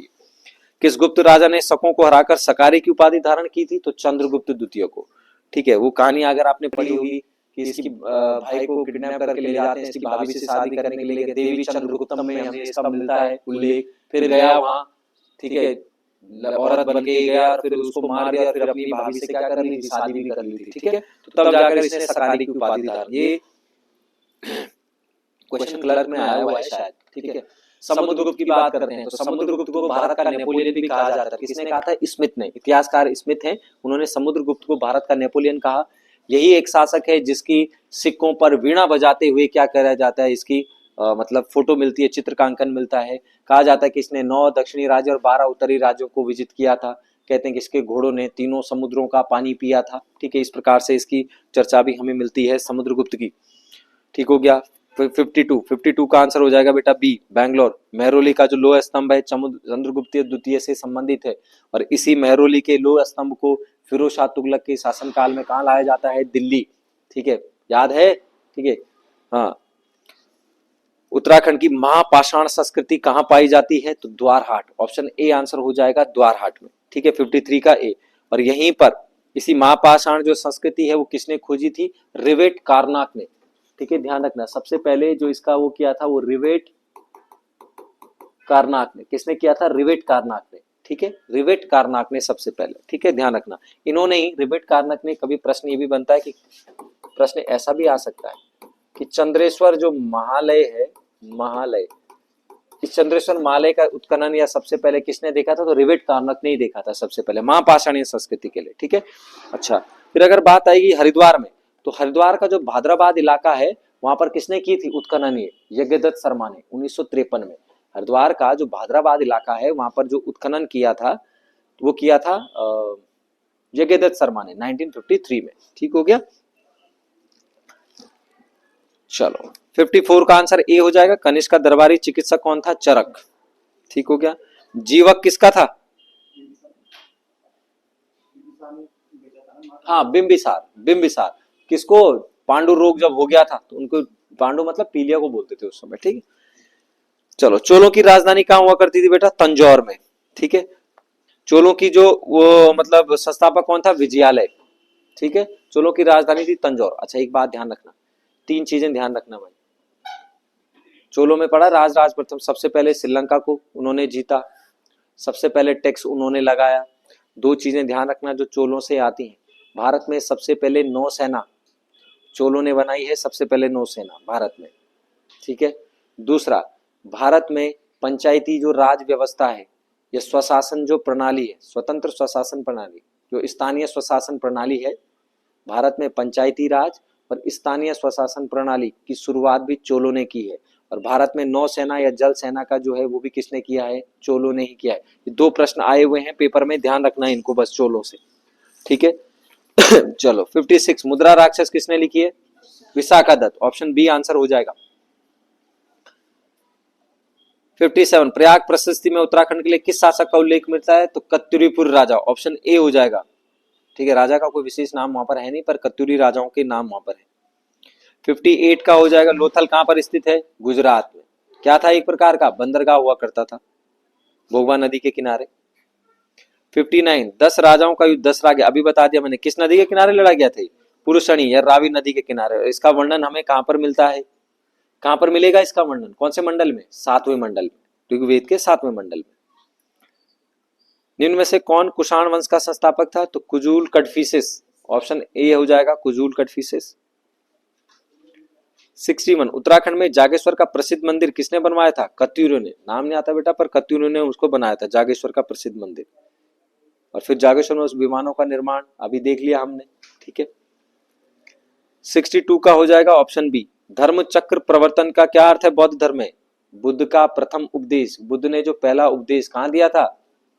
बुद्ध ने पहला उपदेश अपना सारनाथ में, ठीक है। तो जब वो पहला उपदेश दिया तो बुद्ध का जो पहला उपदेश है उसे धर्म चक्र प्रवर्तन कहते हैं, ठीक है। फिर ऑप्शन लिखना, ऑप्शन बी में, अच्छा सॉरी 62 का आंसर कौन सा है? सी, बी तो इधर है। ऑप्शन 62 का सॉरी क्वेश्चन 62 का आंसर कौन सा हो जाएगा? सी, बी में लिखना बेटा। बुद्ध की जो मृत्यु है, बुद्ध की मृत्यु को कहते हैं महापरिनिर्वाण, महापरिनिर्वाण।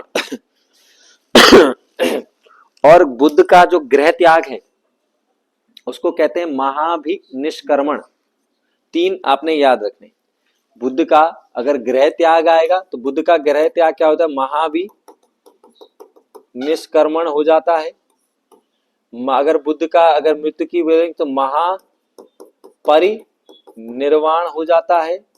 और हमारे पास ऑप्शन है कि धर्म चक्र प्रवर्तन जो है इसका आंसर हो जाएगा, ठीक हो गया।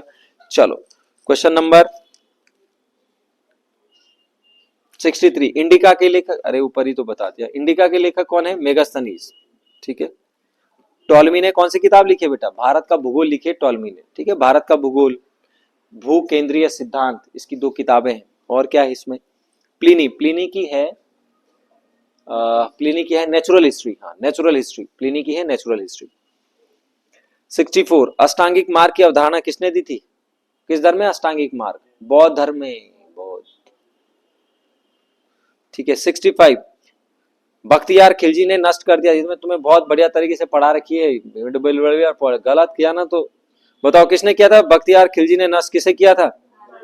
नालंदा विश्व, वैसे बेटा विक्रमशिला वगैरह इन सबको कर दिया था उसने, ठीक है। विक्रमशिला भी जिसने किया है, ठीक है। पर मुख्य रूप से किसको, उसका जो उद्देश्य था तोड़ने का, वो क्या था? नालंदा ही था, ठीक है। तो नालंदा विक्रमशिला दोनों को, बख्तियार खिलजी कौन था? कुतुबुद्दीन ऐबक का सेनापति जो गया था बंगाल विजिट करने के लिए 1202 ईस्वी में, ठीक है। बिहार के राज बंगाल पर भी कर दिया था, ठीक है। तक्षशिला कहां पर है? अभी पाकिस्तान में सबसे पुराना केंद्र हुआ करता था शिक्षा का, झेलम और सिंधु नदी के किनारे है ये तक्षशिला, ठीक है। वल्लभी गुजरात में था। भारत में गुलाम वंश का संस्थापक कौन है? कौन था? तो सी आंसर हो जाएगा, कुतुबुद्दीन ऐबक। लेकिन अगर वास्तविक संस्थापक की बात आई तो कौन हो जाएगा? इल्तुतमिश। वास्तविक संस्थापक कौन है? इल्तुतमिश, ठीक हो गया। कुतुबुद्दीन ऐबक के बारे में क्या क्या है? फिर बात फिर वही है ना समय की, ठीक है। कुतुबुद्दीन ऐबक ने क्या क्या किया? 2.5 दिन का झोपड़ा, कुव्वत उल इस्लाम मस्जिद का निर्माण कराया, कोई सिक्के चलाए इसने तो कुछ नहीं किया। कौन सी उपाधियां थी इसके पास? मलिक और सिपाही सालार उपाधि मलिक और सिपाही सालार, नाम से जानते थे उसको, किसे?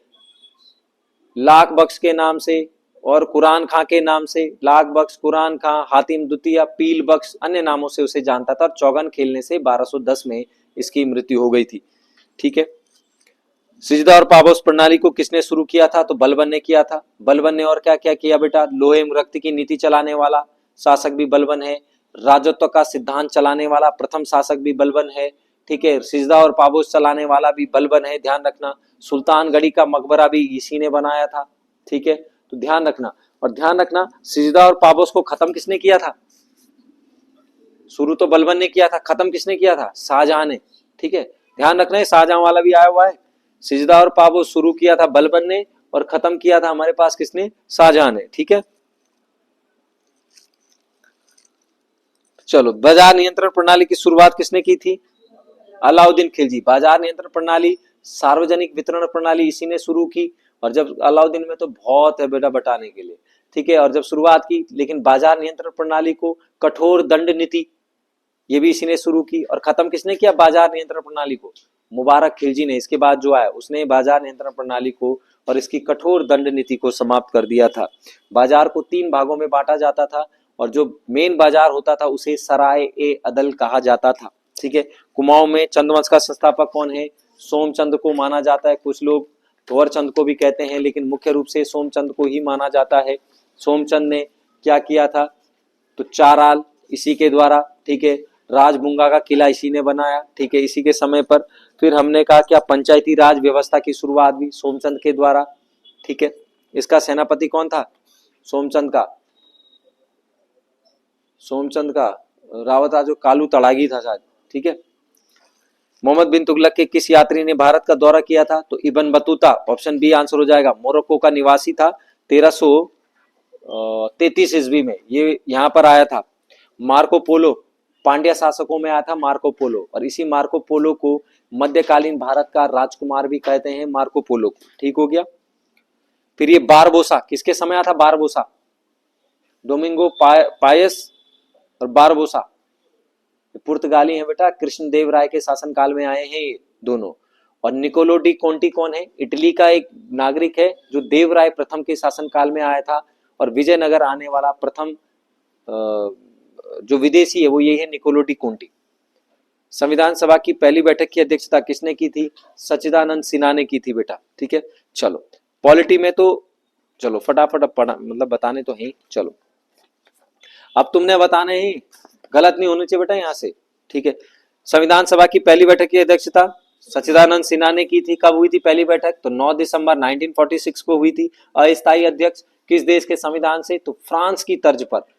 ठीक है, प्रश्न बना हुआ है किस देश से? तो फ्रांस की तर्ज पर। ठीक है, और डॉक्टर राजेंद्र प्रसाद को अगली 11 दिसंबर 1946 को स्थायी अध्यक्ष बनाया जाता है। एच.सी. मुखर्जी, वी.टी. कृष्णाचार्य को उपाध्यक्ष बना दिया जाता है। बी.एन. राव को संवैधानिक सलाहकार बना दिया जाएगा। ठीक है, और जवाहरलाल नेहरू 13 दिसंबर 1946 को उद्देश्य प्रस्ताव प्रस्तुत करेंगे, जिसे 22 जनवरी 1947 को सर्वसम्मति से पास कर लिया जाएगा। और यही उद्देश्य प्रस्ताव आगे चलकर हमारी प्रस्तावना का बेस बनेगा। ठीक है, चलो संविधान का हृदय और आत्मा किसने कहा है? आर्टिकल 32 को कहा है संवैधानिक उपचारों का अधिकार। और इसी संवैधानिक उपचारों के अधिकार में क्या होता है? सुप्रीम कोर्ट में आर्टिकल 32, और हाई कोर्ट में अगर जाएंगे तो कितने में जाएंगे? हाई कोर्ट में कितने में जाएंगे बेटा? 226 में। और सुप्रीम कोर्ट में कितने में जाएंगे? 32 में।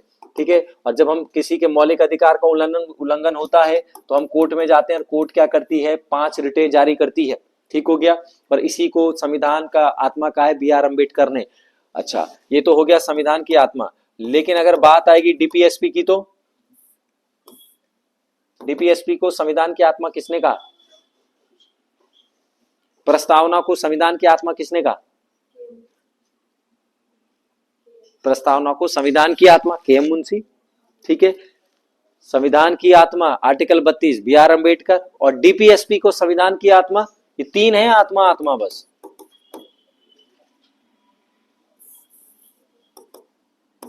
क्या हो रहा है? Granville Austin. अच्छा, एक बात ध्यान रखना। हाँ हाँ, ग्रैनविल ऑस्टिन ने डीपीएसपी को संविधान की आत्मा कहा है। बी आर अम्बेडकर ने आर्टिकल 32 को या भाग 3 को क्या कहा है? संविधान की आत्मा। और के.एम. मुंशी ने प्रस्तावना को संविधान की आत्मा कहा है। तो 3 अलग अलग स्टेटमेंट। अच्छा, एक चीज ध्यान रखना, कभी वैसे ही बता रहा हूं नॉर्मली, पर ये नहीं कि हर जगह यही तुक्का लगाओ है। हाँ, गुरुजी ने बोल रखा मार दिया तुक्का। अगर किसी में कभी कोई स्टेटमेंट आए कि संविधान के लिए किस व्यक्ति ने संविधान के बारे में ऐसा ऐसा कहा है, कभी आए बाई चांस कोई टफ आ गया, आपका नाम नहीं सुने, नाम कभी पढ़े भी नहीं है, तो अगर ऑप्शन में ग्रेनविल ऑस्टिन है और तुम्हारे हाथ में खुजली हो रही है कि छोड़ना तो नहीं है, ठीक है। पहले तो ये है कि छोड़ना है, तुक्के नहीं मारने, पर वो उबाल आ रहा है अगर, ठीक है। दो क्या, मैं कह रहा हूं चार भी नहीं सुने अगर तो, और अगर हाँ ठीक है दो नहीं आपको पता है दो हैं, तो तब किसके साथ चले जाना, जब नहीं रोक पाओ अपने आप को, ठीक है, ग्रैमिल ऑस्टिन के साथ चले जाना। तो 99% ये है सही हो जाएगा। क्यों? क्योंकि भारतीय संविधान का सबसे ज्यादा अध्ययन, सटीक अध्ययन इसी ने किया है, ठीक है। इसलिए प्रायिकता के तौर पर हम कहते हैं ना, डाउट ऑफ बेनिफिट के तौर पर हम इसके साथ जा सकते हैं, पर ये नहीं कि गुरुजी ने बोला है तो बस कुछ नहीं पढ़ना, ग्रेमलिन देख लिया और मार दिया सारा टिक, ठीक है। चलो हाँ, फिर क्या है अगला बताओ, कहा था मैं, है 73। अच्छा, बाकी आर्टिकल्स बताने हैं, बताओ। आर्टिकल 14 में क्या है, विधि के समक्ष समानता और संरक्षण का अधिकार। 19 में स्वतंत्रता का अधिकार हो जाएगा। 21 में जीवन जीने, राइट टू प्राइवेसी हो जाएगी। उद्देश्य प्रस्ताव अभी बता दिया, जवाहरलाल नेहरू ने कब, 13 दिसंबर 1946 को प्रस्तुत किया, ठीक है। और फिर जो है हमने क्या किया, 22 जनवरी 1947 को इसको मान लिया संविधान सभा ने। बी आर अम्बेडकर की बात करते हैं तो प्रारूप समिति के अध्यक्ष थे बी आर अम्बेडकर, ठीक है। सरदार पटेल किसके थे, वल्लभ भाई, मौलिक अधिकार और अल्पसंख्यकों की समिति के अध्यक्ष थे। बी एन राव संविधान के संवैधानिक सलाहकार थे। मौलिक कर्तव्यों की सिफारिश किसने की थी बेटा, सरदार स्वर्ण सिंह समिति ने, सी आंसर हो जाएगा। 1976 में इन्होंने की, और फिर इन्हीं की तर्ज पर जो है हमने 42वां संविधान संशोधन 1976 किया, और संविधान में भाग 4A और आर्टिकल 51A जोड़ दिया गया, ठीक है। और अभी मूल संविधान में कितने थे, तो 0, एक भी नहीं थे। और वर्तमान में कितने मौलिक कर्तव्य हैं, कितने हैं, 11। तो 10 तो 42वें से हैं, और 11वां मौलिक कर्तव्य 6 से 14 वर्ष के लिए कौन से संशोधन से, 86वां संविधान संशोधन 2002 से जोड़े गए हैं, ठीक है। चलो, वर्मा समिति किससे संबंधित है बेटा, वर्मा समिति इसी मौलिक कर्तव्यों से संबंधित है। इनको और बढ़ावा देने के लिए 1999 में इसको बनाया गया था वर्मा समिति को।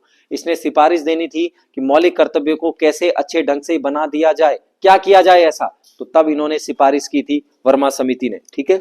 बाकी 1999 में, 1999 में, ठीक है। सरकारी आयोग अभी आएगा, नहीं तो तुम आंसर तुम्हें पहले ही बता दूंगा मैं, ठीक है। 75 संविधान की कौन सी अनुसूची राज्यसभा की सीटों का है, चौथी अनुसूची। अब ये तो बेसिक से प्रश्न है भाई, गलत भी नहीं होने चाहिए बेसिक से, ठीक है।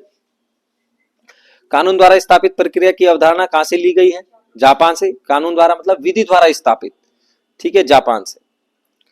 सुप्रीम कोर्ट ने कहा है कि प्रस्तावना संविधान का हिस्सा है, किस वाद में कहा है, केशवानंद भारती, ऑप्शन सी 1973 में। अच्छा, बेरुवाड़ी वाद में क्या कहा है, बेरुवाड़ी वाद में क्या कहा कि ये प्रस्तावना का भाग नहीं है, फिर अपने को जुडिशरी रिव्यू में इसको पलट दिया, और 73 केशवानंद में कहा कि संविधान का अभिन्न अंग है और इसमें संशोधन किया जा सकता है, लेकिन basic structure should not be changed, मूल ढांचा परिवर्तन नहीं किया जा सकता, ठीक है। गोलकनाथ में हमने कहा कि परिवर्तनीय नहीं है। 78 का हो जाएगा सी, कौन सा, नए राज्य बनाने का अधिकार है बेटा, प्रवेश। उस दिन समझाया भी था, उदाहरण भी, वो बहू वाला उदाहरण भूल गए, समझाया भी था उस दिन मैंने। ये कह रहा है बनाना, राज्य बनाना, मकान बनाना, मकान में प्रवेश, दो अलग अलग बातें, ठीक है, दो नहीं, यही तो बताया था, भूल गए रे।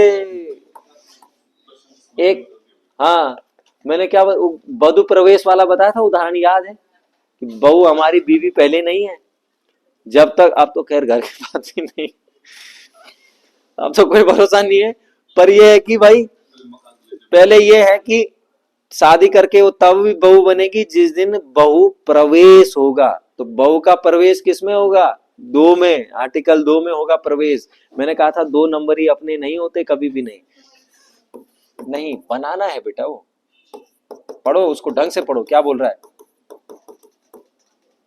पढ़ो पढ़ो, कोई बात नहीं। तो डाउट, ये पेपर का सॉल्यूशन इसीलिए तो है। सिक्किम इसमें है, 3 में नहीं, हाँ सिक्किम पहले दूसरे का था, हमारा नहीं था।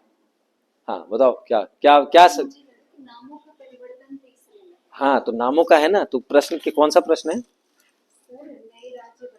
नहीं क्वेश्चन नंबर कौन सा है, अच्छा हाँ, अनुच्छेद संसद को नए राज्य बनाने को हम क्या कह सकते हैं? निर्माण।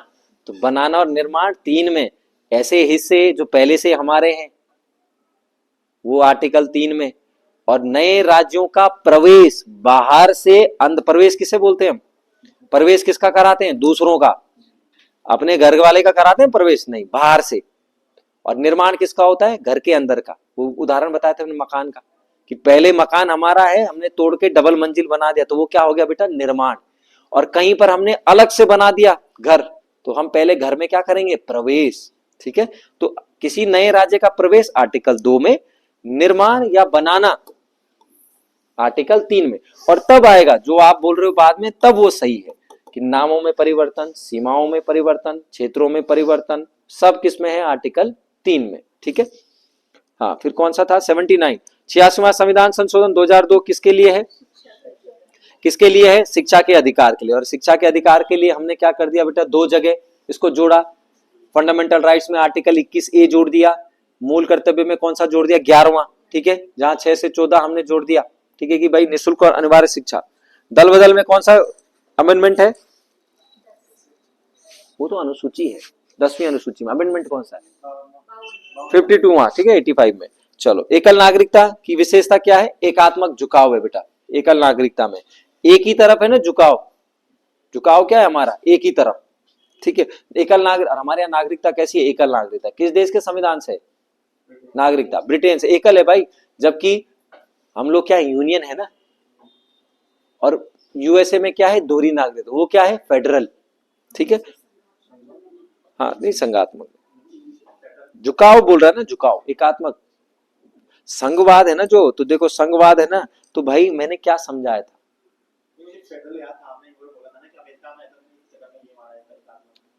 हाँ, एक चीज याद क्या बताया? तुम ध्यान नहीं रखते हो बेटा, मैंने चीजें तुम्हें समझाई थी बहुत बारीकी से। मैंने कहा था अगर संघवाद का कभी भी याद आया कि संघवाद अगर हिंदी में कहीं लिखा हो तो सबसे पहले इंग्लिश में पढ़ना उसको। याद आया? पढ़ लेना कि किस ऑप्शन में यूनियन लिखा है, किस ऑप्शन में फेडरल लिखा है। और तुमने हिंदी पढ़ी और संघवाद कर दिया, लेकिन इंग्लिश में देखो बेटा, वो संघवाद यूनियन नहीं है। क्या लिखा हुआ है? फेडरलिज्म, मतलब फेडरल। और भारत तो फेडरल है ही नहीं भाई, भारत तो यूनियन है। तो संघवाद तो वैसे ही गलत हो गया।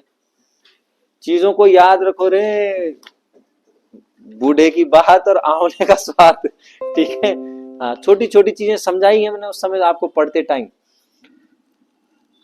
और वैसे तो तुमने सही सही जा रहे थे, ठीक था, वो बात सही थी। वो जैसे तुम लोगों ने लगाया आंसर वो सही था, गलत नहीं है, लेकिन गलत बस ये हो गया।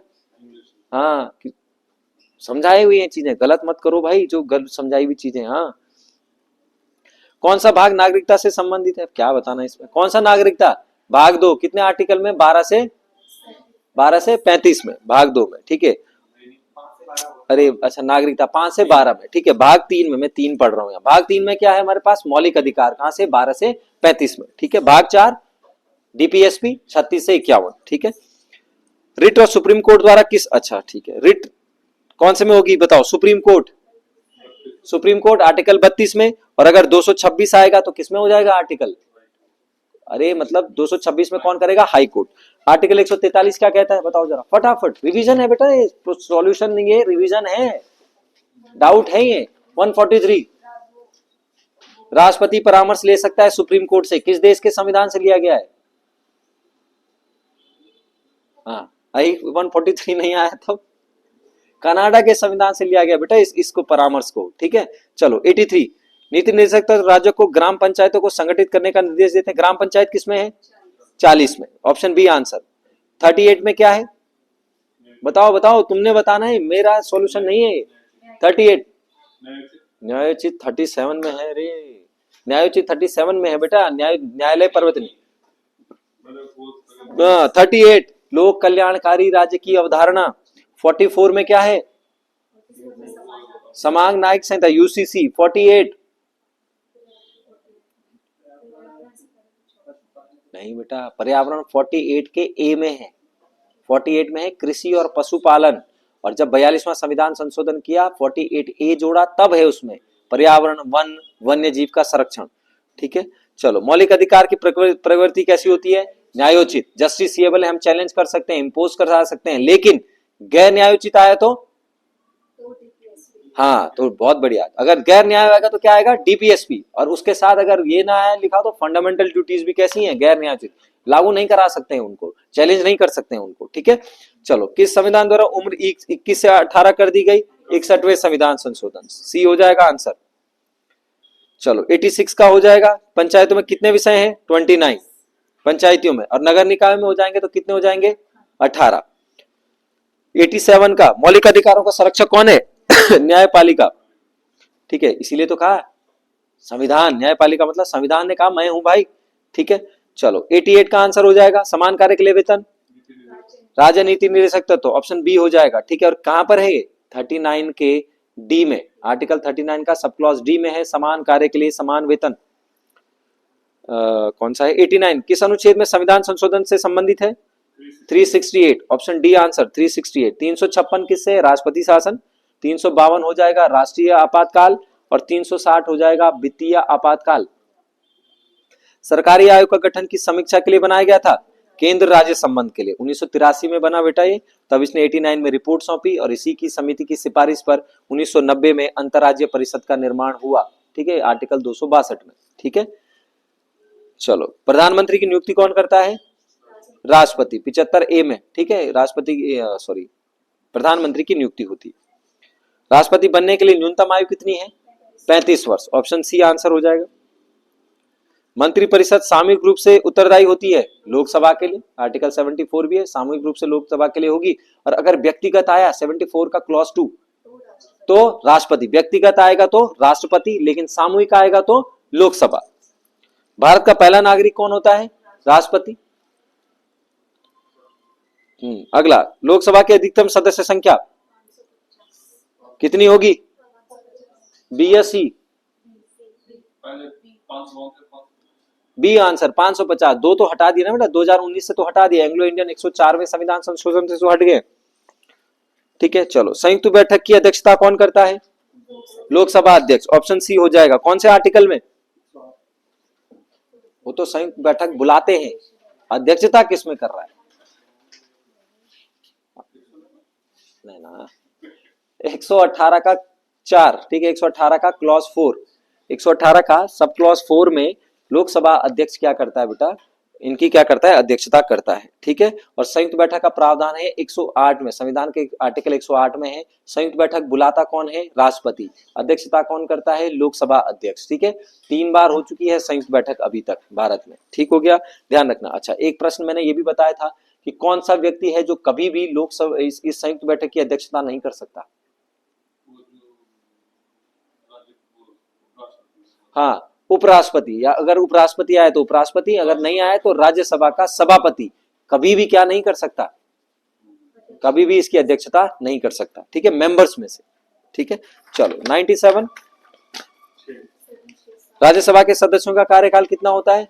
6 साल, जबकि राज्यसभा का कार्यकाल, राज्यसभा कोई कार्यकाल नहीं होता। ठीक है, भंगी नहीं होती कभी, सदस्यों का कार्यकाल होता है कैसा? 6 साल, और प्रत्येक सदस्य, 1/3 सदस्य प्रत्येक 2 वर्ष में क्या होते हैं? सेवानिवृत्त होते रहते हैं। फिर क्या है? किसी राज्य का संवैधानिक प्रमुख कौन होता है? राज्य का राज्यपाल, ऑप्शन बी आंसर हो जाएगा, संवैधानिक प्रमुख राज्यपाल। अगर देश का आएगा तो राष्ट्रपति। राज्य विधान परिषद में कितने सदस्यों को नॉमिनेट करता है राज्यपाल? 1/6, ऑप्शन बी हो जाएगा 1/6। 1/3 विधानसभा से, 1/3 स्थायी निकाय, स्कूलों से 1/12, फिर शिक्षक जो है वो नगर निकाय 1/12, और 1/6 कहां से? राज्यपाल मनोनीत करता है। चलो लास्ट क्वेश्चन है, किस सदन को उच्च सदन के नाम से जाना जाता है? राज्य का ही है ना? हाँ, राज्य विधान में कौन सा उच्च सदन? विधान परिषद, आर्टिकल 169 में बनती है। उच्च सदन है विधान परिषद, और निम्न सदन है विधान सभा। ठीक हो गया, चलो ठीक हो गया। तो भाई ये नंबर, कल तुम्हारा पेपर होगा शायद, फिर देखेंगे सॉल्यूशन में। अगली बार जब भी आओगे, ध्यान रखना भाई, अगली बार जब भी आओगे इसको पेपर को सॉल्व कर लेना। आप लोग भी जो लाइव में हैं जुड़े हुए, आपसे भी बोल रहा हूं कि भाई पेपर का जो ये सॉल्यूशन है घर जाके सॉल्यूशन करो, थोड़ा सा कमी जो है कहाँ पर गलतियां हुई हैं वो मार्क को चेक करो, कौन से क्वेश्चन गलत हुए हैं जो नहीं होने चाहिए थे, ठीक है।